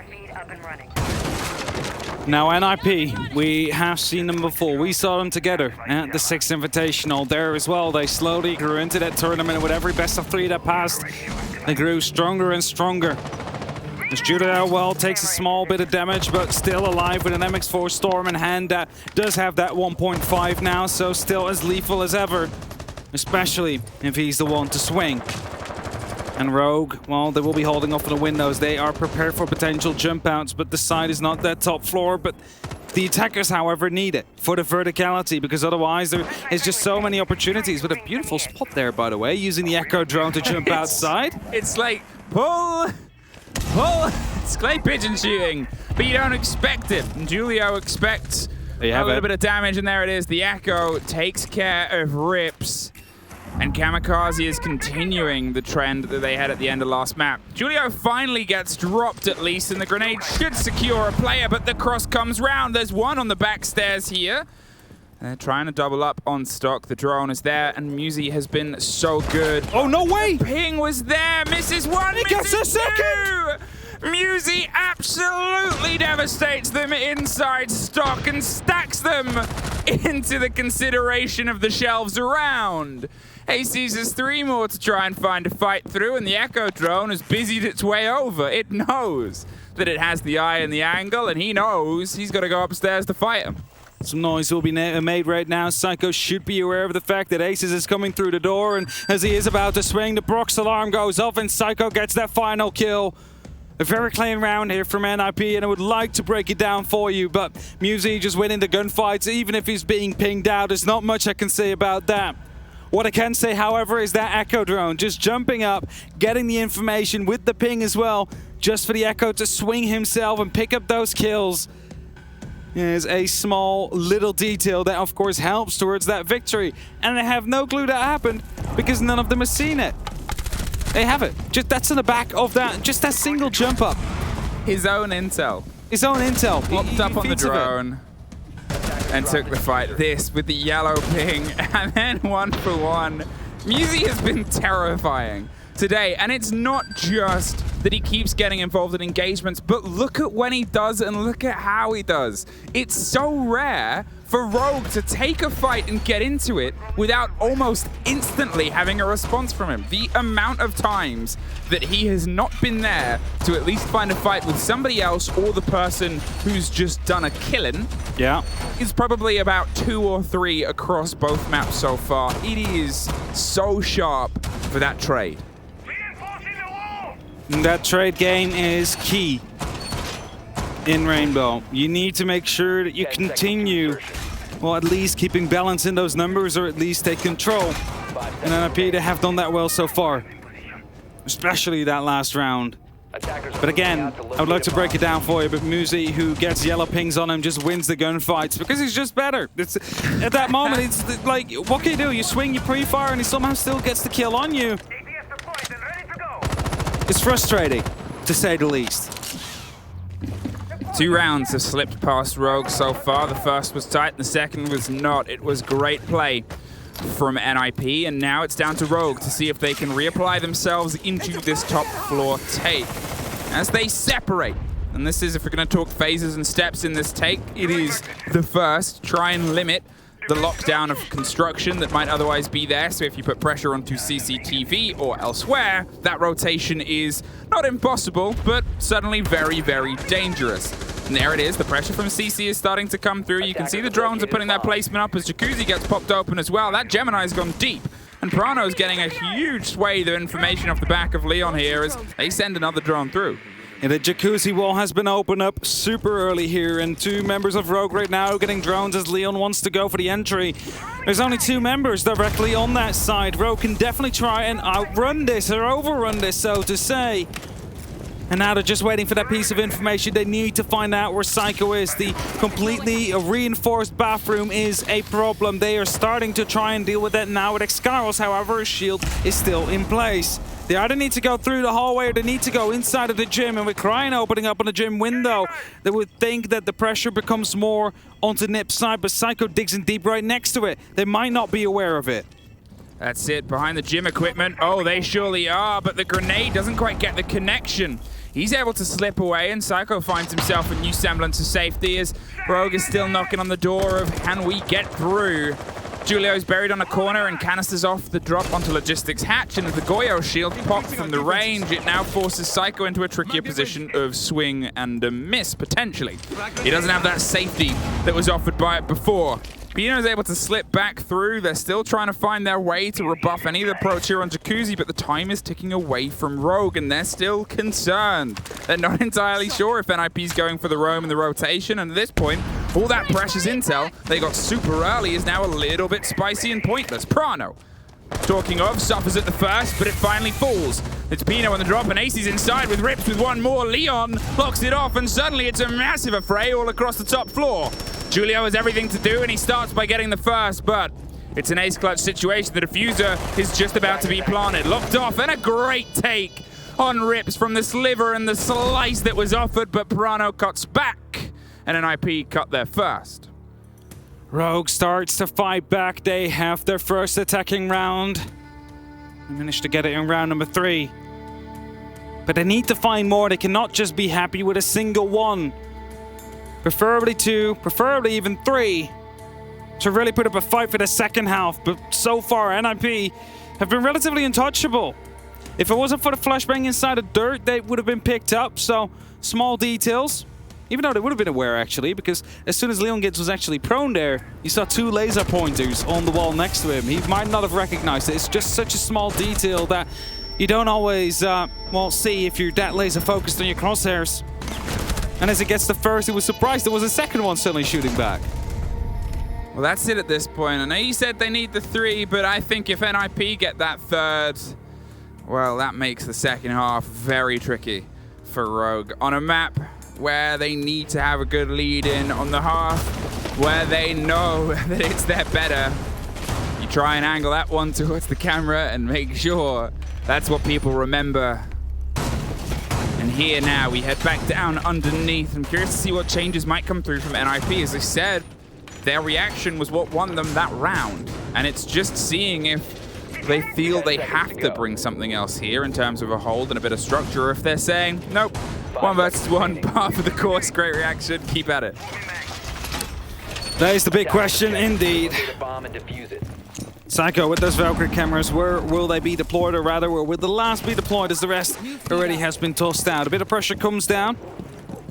Decides to quickly throw it up, but not outside, but IQ is on the board, and Leon gets quickly dispatches the Black Eye that just has been tossed out. Bomb located by attackers. Of course, feeds some information to NIP. They have already taken care of the cam, so the information is there. They just don't know if it was a pre-placed drone or an IQ really taking care of those pieces of information. Valkyrie cams and mute jammers are being pinged with the IQ scanner. Of course, the rework that we've seen. And it's going to be the rest of the team that is well aware of their positions as well. Ryan is dangerously eyeing up that, and the C4 is gonna swing. Oh, that might get him. They hit. Ryan is dropped. They will be able to get him back up though, and obviously there is no way to capitalize on that kill, but still so close to such a devastating opener. Might be afraid there will be a second as the Excaliburs are being taken care of still from above. Pino playing inside of the logistics, knows that he's about to be receiving some extra pressure as well, because that hatch will now be under control of 2 Rogue players with grenades as well. Why do you keep on shooting these Excaliburs on? I'm not quite sure. Another said, yeah, just go ahead. Just shoot it. Do it. Okay, he decides to hold back now. I would hope so. Oh, no, there they come. Yeah, just 2 more. All right, definitely not going to be another 2 that will be shot out. 6x Kairos to the same hatch, and they're trying to set up the fight, and finally they put some pressure down, but Pino gets crying. And that's the drop on the hatch. He is doing so much work. And he's now going to see if he can apply pressure elsewhere, and what a dismantling of Rogue's approach here. Leon goes for the drop. Psycho, they can probably get him back up, but they really have a lot left to do, and there's only a minute left to do it. Of course, the idea was to use the Excaliburs to bait them to shoot it out, allowing the hatch player to pick up the kill, but the disconnect was too big, and well, as the hatch does open up, it's Leon that tries to sneak inside of Blue, sneak next to the boiler, but the Banshee will give away that game. He pings it out, but there's nothing he can really do. He needs some support of his teammates here, but it's Brano that picks up yet another.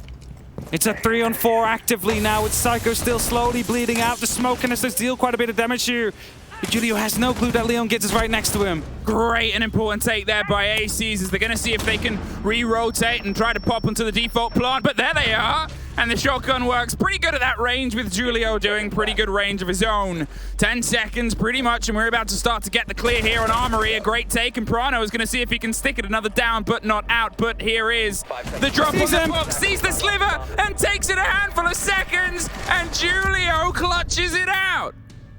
Really doubled down on the exit there. Needed to go towards the motorcycle to not allow a gunfight to come up. And with that, he wins that round. And with that, he puts them up 3-1. You just said it. The second half will be a lot more difficult now for the side of Rogue. And they still need to find more rounds. I mean, all I can say to the analysts is just watch that round if you want to know why Rogue is struggling. It was just so many questions. There was 6 X-Kairos pellets dropped. I think even more in the end. Potentially, because they just kept on firing them to the hatch, and they were like, we'll have the cover above. They'll be there at some point. Let's just fire another 2 X-Kairos, and it's such a struggle to watch because we know Rogue can be sharper than this. I think when the hatch opened up, there was only 2 left in pocket at that very moment for Aces. And I said it, they wanted to use it as a bit of a bait, and of course they put up the extra set of Excaliburs, and finally they were going to take the gunfight. However, Pino just just decimated Crying on top of the hatch. Just took the headshot right away. Didn't even bother taking out those Excaros anymore. He knew his job was done there and decided to fall off. 10 seconds left. And it puts NIP on the 3-1 scoreline now.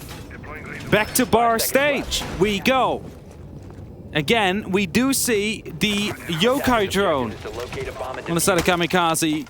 The question is, will it be jumping out on the hatches yet once again as Psycho is preparing a jump out of his own?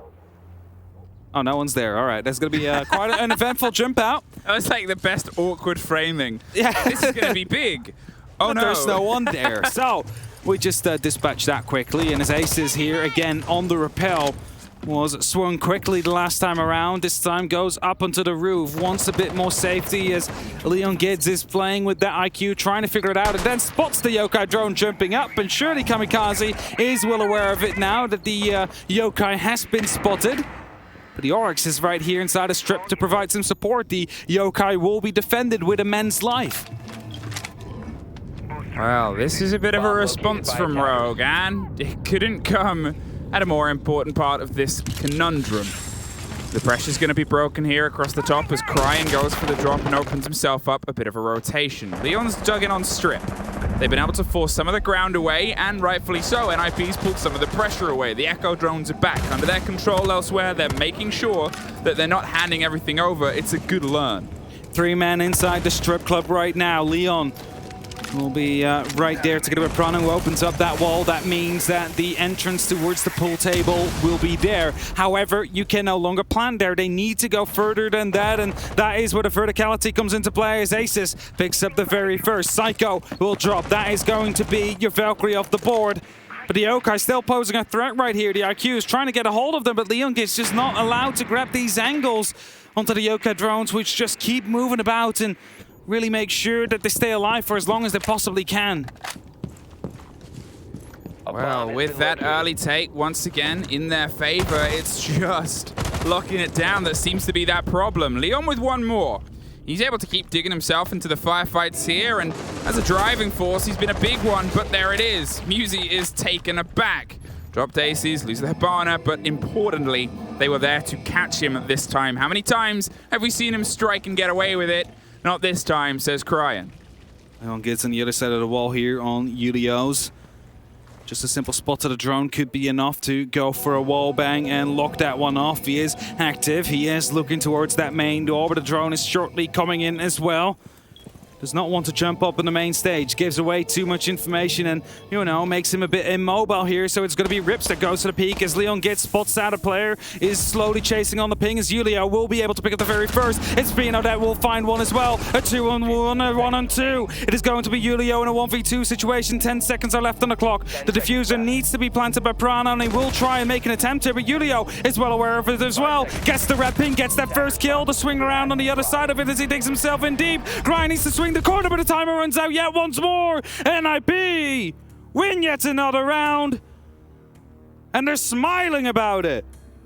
I don't even think they know how they're able to keep connecting these dots, but they are. And it just keeps building to their defense here on Club. There's just a small disconnect between the pushes of Rogue. We've seen it during Coastline when they had the advantage, but were not able to close it out as they went on disconnected timings.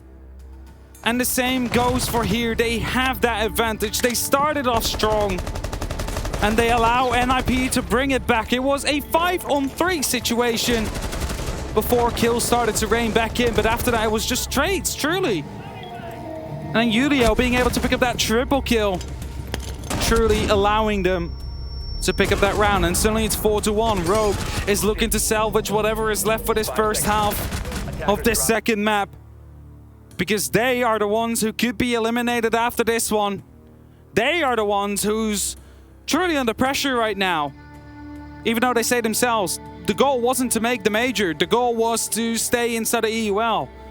And everything after that was a bonus. They made it to the major. They made it to the playoffs. They made it to the 6th Invitational and the semis in Sweden. But right now, the grand finals are under pressure and NIP is starting to run away with it. Yesterday was a day of 2-0s. And today started as if it would have a bit of a difference, but if this keeps up, we might be back on that part of the course, and we might have yet another All LATAM final on our hands. Attack timeout, a conversation, and an attempt to claw at least one more attack. Their last came a couple of rounds into the engagement. Can they spend a couple of rounds to connect one more? It was here. It was on CCTV, and they've come close. But the biggest flaw at the minute for Rogue is themselves. Yeah. Out of the whole tournament, this is the first time we've seen them, I would say, playing inside their own head. I've not seen them this disconnected in a long, long while. I know we've had it before during stage 2 where everything just kind of seemed off. I'm not saying it's as bad as it was there, but they're not really able to lock off these advantages, for example, that they get. Time and time again, NIP is allowed to clutch it.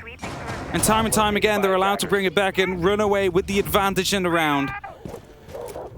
And now NIP looking to pick up their 5th to truly make sure that this first half is locked in their favor. It is Rogue that needs to find a response, with Leon taking just a small bit of damage here. Just tried to blitz past the doorway and hope nobody was watching, but how many times have we seen someone punished on that doorway? Muzi was aware and almost was rewarded with a very cheeky kill, but Leon's able to slip on by. They're setting themselves up their flank watch drone, and now they know that there's a presence inside that bar, but at this point the bar presence just has to slip away, and they have done. I believe they've headed down the stairs. They've set themselves up in a slightly different angle in the corner towards kitchen, and they're just going to pull themselves with some distance. 2 minutes. There's no rush. It's no rush for sure on the side of Rogue, but they do need to make sure that their steps are being met. They wanted to open up onto the garage, but Newcomers seem to be stopping that from truly happening. And as the rest of them are starting to jump in right below the plateau, going through Adam, hoping to push up onto the main stairs, potentially even. Not quite sure what they're doing. They jumped in with 3, now only 1 is left, and they're all going back outside. It seems like a rotation has been called. Bomb detected. That's it. Now as they're trying to detect all the parts inside, they're going to see if they can get this wall opened. The grenade rolls through, and Aces should be able to pop off those Hibana pellets. The spray goes just above the knees of the lying down body, and Muzi is going to say, well, I'm still in here. You got to come get me. There's almost Psycho punished even further, charges away to get a bit of the width towards the potential opening here from underneath. And they'll probably have an awareness now that there's 2 bodies, but how are they going to try and answer this problem? Flashbangs are being popped in here, and the same for the new WMI discs. Actually, Leon will be able to pick up the very first, a long angle. He's hoping to find more. Psycho still on the mezzanines, however, is going to be able to punish one of the players. Goes for 2, we'll find out as well. Psycho just locks up the garage here. And Rogue again are men down as they desperately need to find a second on those mezzanines. So what do? Let's just send more men that way. Rips is going to be the next potential fight, and the pings are there, but they were there before, and Psycho was flashed and still didn't care. Pino and Psycho for 1 apiece finally stopped his reign of terror on the rafters, but it is a 5-1 half for NIP. Oh, this is getting out of hand real quickly here for Rogue. They need to start bouncing back, and they need to start bouncing back now because the pressure is rising. Rising ever more than before. They have the opportunity here to make it to the grand finals, but they need to first bring back this map into a win for themselves, because a singular round more for NIP, and suddenly we find ourselves in a couple of map and match and series points. And Church Arsenal, well, that will be the first site Rogue will decide to go to. You do not see it yet, but we will give you that spoiler. And with defending that bottom floor, they need to start off strong. They need to start off with a win. They need to break the momentum that NIP is currently building, as otherwise this could be a done-for semi-final. It is all in Rogue's hands. I'm not even going to go so as far to say that NIP are running away with this on their own terms. It is Rogue, their own short fallings that we're seeing come together. I said, leading into this from what we saw on Coast, they need to have a good opening half. Not just because it's the attack half on Club, which is their better half, but because they needed that moral boost. They needed that emotional swing of we can lock this in. And as they said, they've already impressed this tournament, and they've played it without that modicum of pressure that blankets so heavily over so many teams, but a so-so performance is currently causing sorry results. The last hope of Europe right now as well, Rogue. In the semifinals, were able to get here. BDS was not, Empire was not, and Vitality wasn't either. And Psycho here taking the first gunfight will be dealing small amounts of damage to Aces, but it's enough for a bit of a scare here. It's enough to soften him up a little bit for the final executor, the final push to come through. Is Crying himself, he will take some damage as well. They're slowly being chipped away from fights that they're taking by themselves. Slow and steady. Leon's going for a bit of a Roman rotation to see if he can cause some pressure potentially elsewhere. Nobody's caught him as of yet. And if he goes undetected on this swing, he knows that Cryon was in a fight, but how deep you gotta go.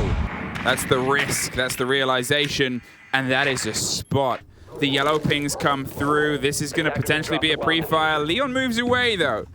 He had that sixth sense that something was wrong, and he's just done a pretty big play. Bought some attention and some time, which, to be fair, they need as much as possible right now. Located by attackers. The rest of NMP still continuing gathering some of that information. They need to get some breaches through. Of course, they have opened up inside of the dirt tunnel yet as Leon gets above the kitchen here, hoping to hold off. Bit of pressure comes through. Grenades are being tossed in together with some of the gunfire coming in from below. Rips looking to go aggressive. Leon gets doing this exact same. Getting into the bar, wants to stop this push from happening as Rips drops that diffuser. It's a very good first start, at least, to try and bring it back. And with the amount of time that's currently left, NIP, they need to strike hard. Psycho's gonna see if he can recollect this and hope he doesn't get caught as we see Aces get. Julio dropped on the fight and Leon's found his way towards the bar. He's keeping that 6 scanner on to make sure that if there are any drones, all they get is the buzz, as Musi is gonna see if he can creep his way to lounge. The Jaeger heads off. Cryon realizes he's got other places to be as the pressure starts to pop on dirt, but Leon pops off upstairs. A very important take, and now Psycho's under a bit of pressure. He knows it's coming, and Musi knows that he's got to start dealing it on the far side. A great nade. Doesn't quite get the connection that they want. But with the looming pressure and presence of Leon, they've got to start making a move, and here it comes, and there it goes. The double for Rips on the lockdown on the backside of Armory, and Musi's going to see if he can bury his way down Oil. The first fight doesn't quite connect, the pre-fire hits, and with this spread and with where they are, it's a push from dirt, and it's a take from Rogue. To bring it back just slightly here, their second round of this map. Slightly breaking the momentum that NIP have been building, but they're not quite there yet. They need more. They need to bring this to a 5-5 and an overtime, well, not an overtime, a match point for themselves. Because as soon as NIP reaches that 6th, that is when it's everything to play for. That is when elimination is on the line. We're not that far yet, but we are slowly creeping in. And you might be wondering, why did they go for the hatch drop? He knew 2 players were around that box. He had no clue. One was deep in Armory. And as a result, just tried to go for it. Sometimes you need to make it happen. Sometimes you need to go for a hero play to force your team through. Especially if you've lost some players, some important players, trying to get towards the site. CCTV Cash will be up next. It is the site that was for a long time favored by many, but has fallen out of popularity due to a drop in the defensive win rate. And now will be used by Rogue. And needs to be won by Rogue as well. I won't say they don't have a choice. They do have a choice. They can lose it. There is still that 1-round buffer. The choice exists, but it's not a very good one. I wouldn't take it. I wouldn't take the choice either. If it was offered to me, I would say no, not today, not now, not yet, at least. Now, as we get a little bit more of a development here, they get their second round, and it's more than important, but every single one is. They've used their tac timeout, and all they've got now is just what they can pull together inside the game itself on their defense. I know we've talked about how they're generally an attacker team. It still is potential on their defense, but they've got to get past themselves, as we said and saw not quite hitting the mark on what you're best at is always going to be a big fight. This wall gets blown. The default take starts with the default Führer, and to be fair, we saw that fervor from the opponents. But a single player locked off a triple kill on the top of rafters. What a jump out here from Leon! He's pulled away. Leon finds one, finds some energy, and finds Pino. And this is exactly what Rogue needs to do. We mentioned it before, we were talking about it. The unpredictability of Rogue, the aggression is what could pick NIP apart, but for so far, haven't really been able to bring that yet. And now with a jump out from Leon Gitz is exactly what we want to see. Moves in a very long gunfight from two different angles. It's going to be picked up, or pick up Leon Gitz rather, who came all the way from the basement. Wasn't on your screen, but started on the top overview. And it brings it back just slightly, but a second player, Aces, is close around the corner, and he's being pinged out as well. Yeah, that's the danger right now, is we can hear those grenades being charged. We can see those red pings on the screen, and we can see Aces get the heck out of there. But that wall's open, that's dangerous, and Rips, he takes the next fight on the stair set itself. More pings, more lounge, more fight, more pressure, more bloodshed. As Psycho swings onto the corner, and look at this. So many NIP bodies realized they had to lock down that control on the lounge. So many of them reimagined themselves. The double take round from Stock and the push from the double door. Locked off bar, Aces. Well, he's got a friend, potentially in Musi, who's reloading, redroning, and about to be dropped and rocked, and there it is. Can he get back in? No! Julio had the cover from deep. The wall gets popped, but it's a big take. 3 versus 2, 50 seconds. Brano, the next one to go aggressive here, tries to go for a bit of a run out here as, well, he will be forced to fall back. Grind still on the mezzanines, has an opportunity to jump back in as Psycho is trying to hold it off. The need to lock off these angles, 40 seconds and counting. Smoke canisters are being used to stall some time as NIP is getting into a position. I think they might be jumping in from 2 or 3 different angles at the very same time and try and lock off the cover as Cry needs to rotate back at some point. The window gets opened up to give him something else to worry about, and as Kamikaze's about to swing on him here, they have no clue. He's prone in there. That's a diffuser dropped. It's another kill to come through. Psycho in a 1v2 now with 15 seconds to go. Massive plays, massive smoke canister, and a massive clawback from the 2 remaining Rogue players. A connection, but a blind, hopeful run through what was a very toxic space. Rogue find another round, their 3rd of the game, their 2nd in a row, and that is the first time they've been able to thread more than 1 since the opening 3 they had in map 1. Trying to bring it back. Started off with the jump out of Leon, who then went on a bit of a chase here for Musi, who was under heavy pressure, but Musi just a little bit too quick there. In the end, 3 people just trying to face towards that second player on the bar, but the run-outs were too quick, too strong. Able to pick up some of the kills, and of course the diffuser being dropped there did not help at all. A bit of a disconnect this time in the side of NIP. They wanted to go for a synchronized push, but a bit of lack of information, not knowing that Crime jumped through the window and was prone underneath it. Managed to eventually lose them that round. And we head to the next. We head to the next side where NIP is still looking to find their 6th to put on the pressure to Rogue even more. But as Rogue starts to fight back, they will start to believe more and more as well. And they have just witnessed that their aggression seems to be quite effective. Just running out of those breaches, getting those kills if you know where they are. And Leon on that Valkyrie plays a big role in that. Those cams are so important. And we do not see the RQ that, you know, Rogue themselves brought on their attack being used by NIP. And that means that those cams are allowed to just have some free reign here. The Ying on the board. We're about to see potentially something a little bit different from NIP. We haven't seen her in this showdown, especially haven't seen her cause really any effect, and hasn't had the biggest presence as she has once or twice. But there's always that sort of looming danger. There's the chance of being able to burn through a huge swathe of utility and potentially get some of these grenades to pop off that have otherwise not quite connected the same way they did in other maps, and maybe those explosives, or maybe the explosive lead-in potential of those Candelas can give them some blinding place. Jacuzzi gets open, and they have some pressure above logistics as well. I think they're a bit cautious of dirt, and I think that's what Psycho's keeping the lock on. Yep. Making sure that they don't suddenly suffer from a swing from probably a certain Leon Gitz. They have been receiving some of that aggression on the side of Rogue. They don't want to have more of that here. The Leon gets, he's not currently below. He's playing on the place where he previously had a mirror window, and he now takes some damage. Wants to play the same game, wants to swing on them, wants to pick up these kills, but Rogue keeps on getting that little bit of chip damage. And as the Excurus are about to be shut out by Pino, that wall bathroom no longer will be able to be played as effectively as it could otherwise be with a shotgun on the close corner. But they're just waiting for now, they're just waiting. They're trying to get everybody in a position where they could go for a plant, where they could go for a push. But they first want to find these roamers as well. Liam gets still allowed to run free, goes towards the dirt tunnel right now in the meantime. Wonder if they're still keeping an eye on it, if logistics is the next point of interest here for NIP. Oh, that was a bit of a mistake there. A bit of a misthrow on the Candelas, and Leon's able to punish there. Drops Pino. Musy's found his way into the top of the stairs, but he's a little bit concerned. Where is everybody? He's thinking. Well, there they are, Psycho says, as he finds a fight and a trade-off with Cryan. There's one more for Julio, able to put a bit of a lock here, and suddenly they've been able to find some momentum. It is a 3 versus 1 out of nowhere.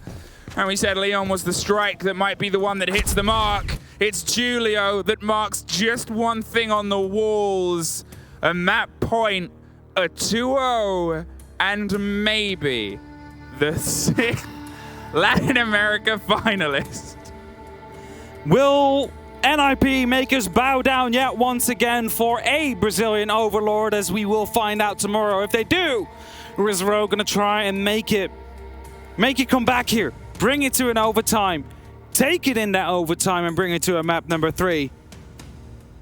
Church Arsenal, the next site. It has been unlocked. It will be played yet once again. And NIP, they were able to put up some pressure, but a man inside of Arsenal, deep, dug inside. As you see the kill there, Leon Gitz, he made it over to dirt. He said that would happen. Yeah, and then I called it as well when it was going down, as I saw him just quickly run. And he managed to pick up that kill, but he was the last one remaining after that, because NIP, when the kill came through, decided to just punch up onto the site and completely take over. And now the pressure is on Rogue. 3 match and series points for NIP. 3 opportunities on their attack to lock it off. And where it was a tertiary site that they managed to win this time around, they could just as well do it right now on the basement. If they get a grasp of Rogue, however, they need to find that roamer. They need to find the roamers. If they have been so effective, just playing in that bar, playing from above, able to pick up 2 very important kills, leaving NIP with less utility, truly, that they would have needed to go for the execute they wanted to go for. Leon on the roam, up around the top as well, but actually takes a quick drop here. The cam goes towards the top of blue, and Ace is doing a bit of distance. Thinking about open the hatch, but instead just proxies it for now to get the drop on anyone that might find a place through.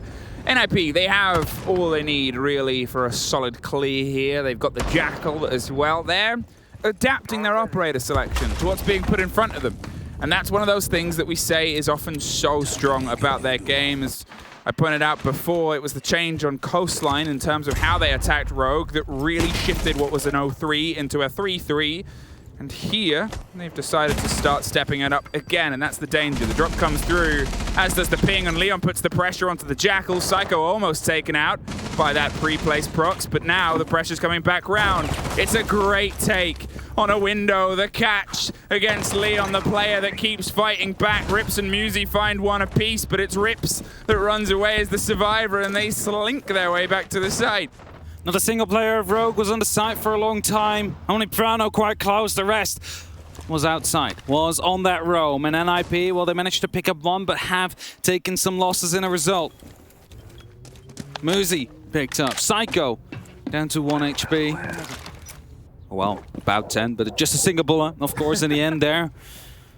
And with 90 seconds left on the clock, NIP will take their time. They will get their information, know for sure that the bars will be safe as the hatches do get opened up. Always the fear, of course, for the Nitros. Try and place them with a bit of safety, but they're not on the board this time. They're not going to be here. They can just straight on attack, but they need to take these gunfights. They need to win the gunfights this time. That is the important part, because that's where it fell apart during the last time NIP attacked here. That was it, and we saw a bit of the loose play that came in and punished them, and that was why NIP paid so much attention to that. The Jackal's still on the board as well. They can still cause some of the destruction, the triple hard destruction too. They lost one of their pieces very early on last time, and again, it is that learning game from NIP, that adapting game, and that reimagining of how can we beat what is in front of us. Aces dances between the two cabinets and makes sure he doesn't get caught by a quick swing from Elysian that just slows that approach. And as the canister pops on the hatch and the grenade rolls its way to the back, it doesn't quite get the connection that they wanted, but 20 seconds, and we're about to start to see an NIP explosion. The bodies pull back. You've got a charge from Moto as the fight comes through, and Rips goes down. He wasn't on much, but they are not on much time. They're about to see if they can get the fight on pipes. Can't connect it. Julia, Pino, Psycho, and Pino for one more NIP. They flood, they strike, they slap, and they maneuver themselves into the final. And if I came into this saying Rogue had made a huge statement by beating the major champions and almost taking the SI ones too, while NIP had a statement of their own. They did not hit the mark at the most recent major, and they're saying, well, what's better than taking another title, their second this year? That is their goal, and in this last round, it started off with the X-Caras on that triple wall, opening up these extra angles and not being afraid of the smokes. We've seen that from DK. They ran through smokes when they had to. NIP does now. And as a result, they take the win. Rogue just quickly huddling up. They're happy with the result nonetheless. The goal was not to win it. Of course, they wanted to. But they wanted to make sure that they qualified for SI once that dream was available. And with that, they succeeded. Well, we're not quite there yet, camera crew. We get to throw it over ourselves. Thank you very much. It has been a pleasure, and congratulations to the team that finds themselves in a final. Okay, now let's head over to the desk. It's been a pleasure, but let's see what they have to say. Very much, my beauties, M and Hap. The major semi-final casters. Look at where everybody's gotten to. They grew up so fast. So proud of our team here. Welcome back to the Analyst Desk. I'm Alex the Medic, and I have Fresh, Jess, and Intero here to debrief NIP versus Rogue. A disappointment, of course, being part of EU League ourselves, but Fresh, NIP victorious means Brazil continues its reign of terror.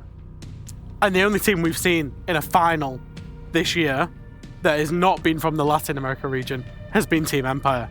It's quite literally a reign of terror. We said we'd never see a G2 dynasty again, and we're not seeing that from a team, but from a region. Yeah, been incredible, the kind of force. You know what? I have a few copy passes that I think really resonate for this. BR standing for best region, which I think, there's a couple other words to go other, but EU stands for another thing. And I know that the chat has been putting it through, and I want to make sure that I get it right on the mark here. BR best region, most known as region most achievements in 2021. Okay, fair enough. That's where we put it. But what does EU stand for? I had it here and it's scrolled away and it's never going to come back. Extremely underwhelming. That is an incredibly perfect way. It goes on to say EU stands for extremely underwhelming. It's known as the region most likely to bring up tournaments from 3 years ago, justify their place as a top region. Oh, I just did that. I just talked about G2's Reign of Terror. Oh.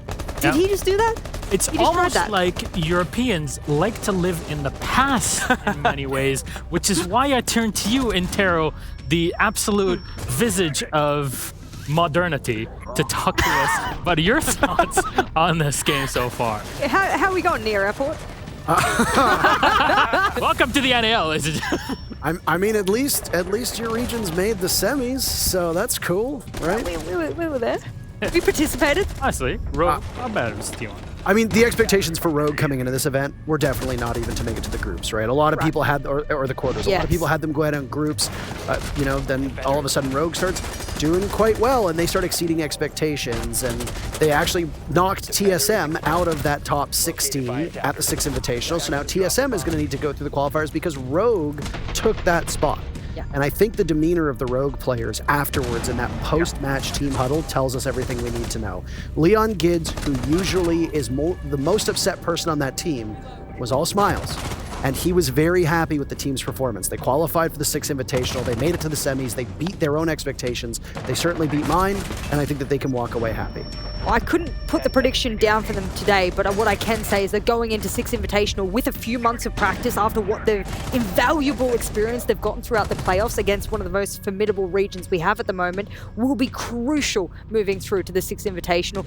You and I know best. They have one of the best support staff behind them at the moment. Yeah. One of the greatest minds in Europe that you can have behind you. I have no doubt that that was just incredible experience for them, and they will be moving forward as a formidable European force into the future if they keep at the same veracity that they have. And we talked about Rogue playing with no pressure.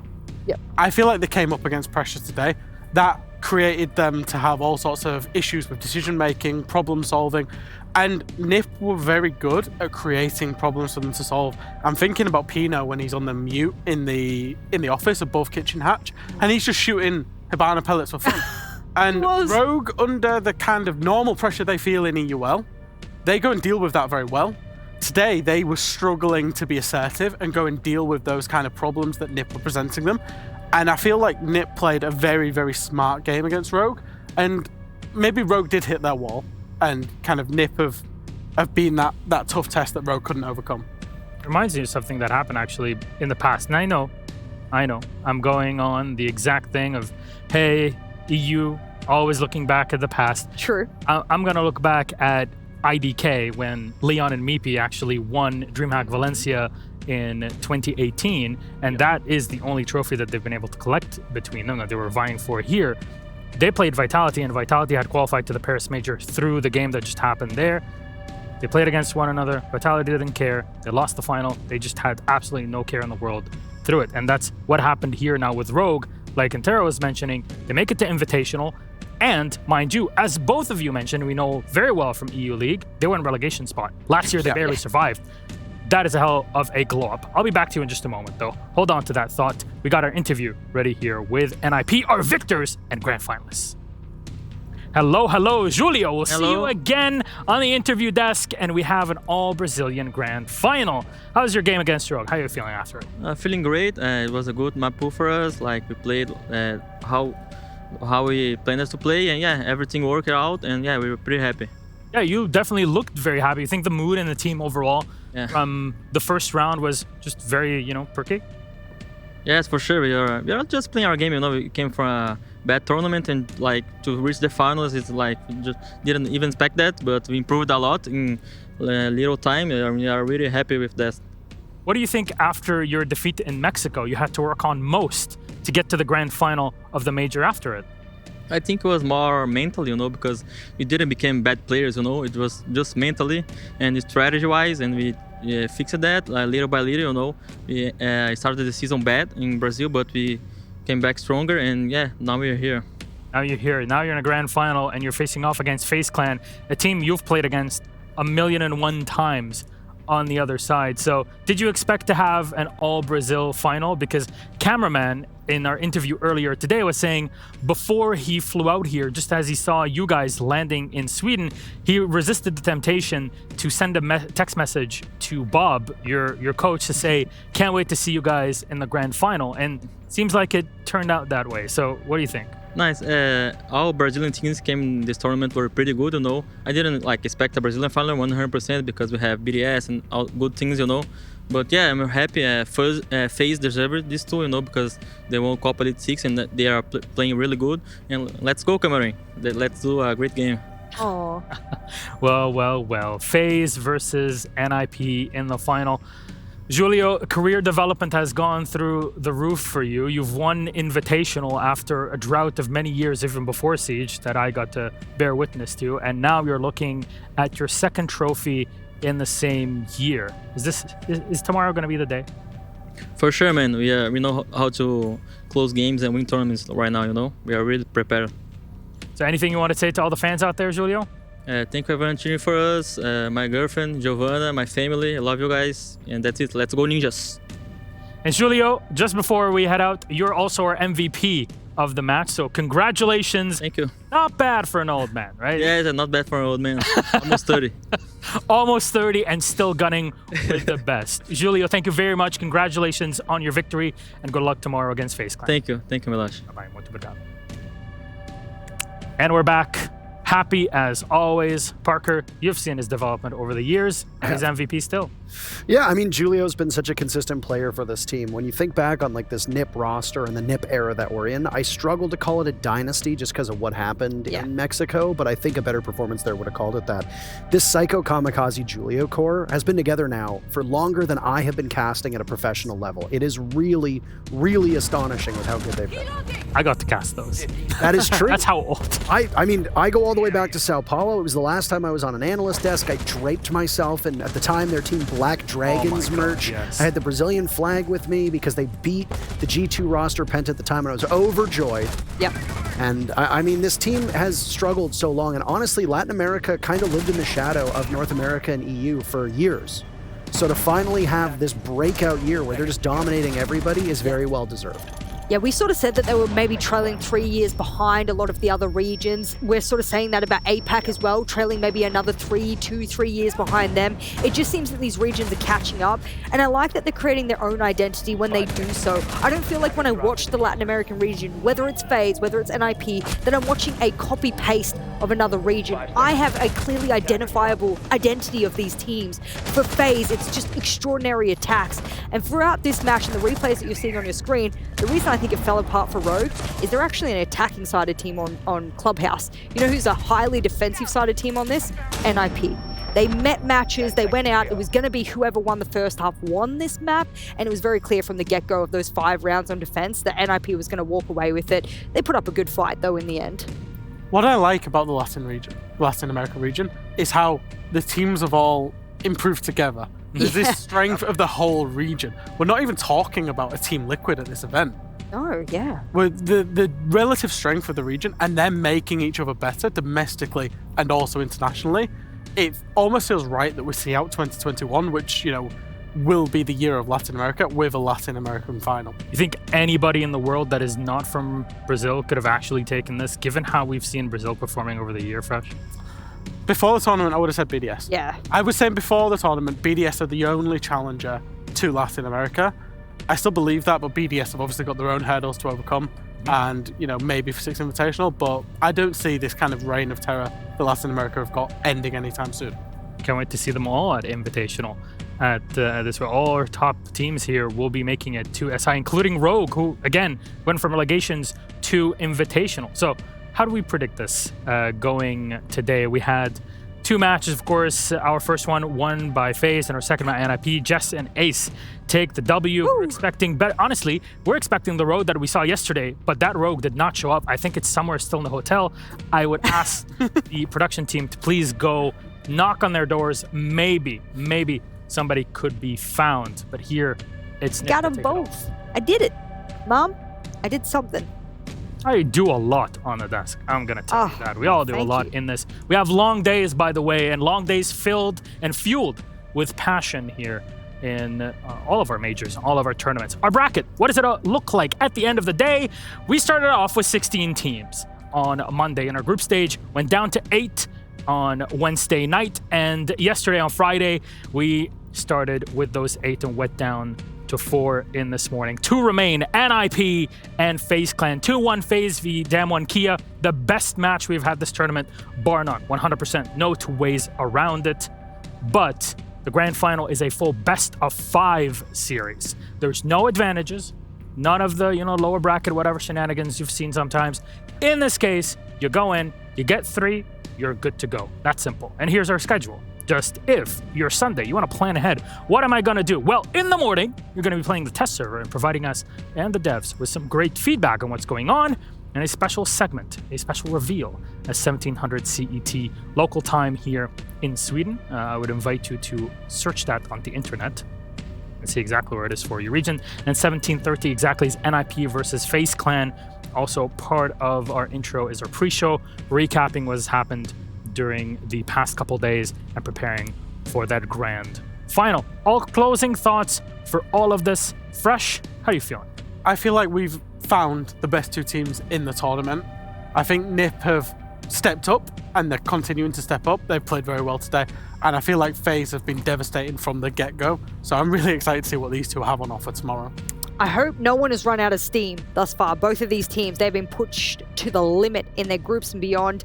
I need them to step up now with every single bit of gusto they've got to bring us the best finals that we can have. Because if we're going to stand on this grand stage, we need a grand game to go behind it. So that's what I'm looking for.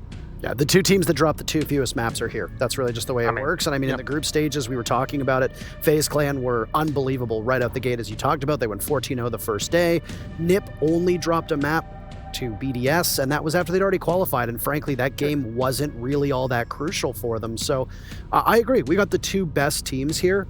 I mean, I think you could have another Brazilian team in the finals and we could still be saying the same thing. Yep. Ultimately, the region came to Sweden the best prepared, and they're here, and they absolutely deserve it. And despite NIP winning the World Championship at Invitational, they have not won a major championship. Two different titles that they're going to have to hold here in Siege, and FaZe Clan have never won an international trophy. A lot on the line for both of them. NIP, they want to keep winning all the money, all the trophies. 2021, anyways, is the year of Brazil. Fresh, Jess, and Intero, thank you very much for being here. Of course, the Bikini, from our wonderful casters, M, Hap, Ace, and Dez, and everybody that's made this show possible. We'll be back to you tomorrow, 5 p.m. local time here, 1700 CET in Sweden, and it's gonna be a banger. NIP goes up against FaZe Clan, and I cannot wait to see what goes down in a best-of-5 series between the best in the world. Until then, take care. We love you so very much. Good night.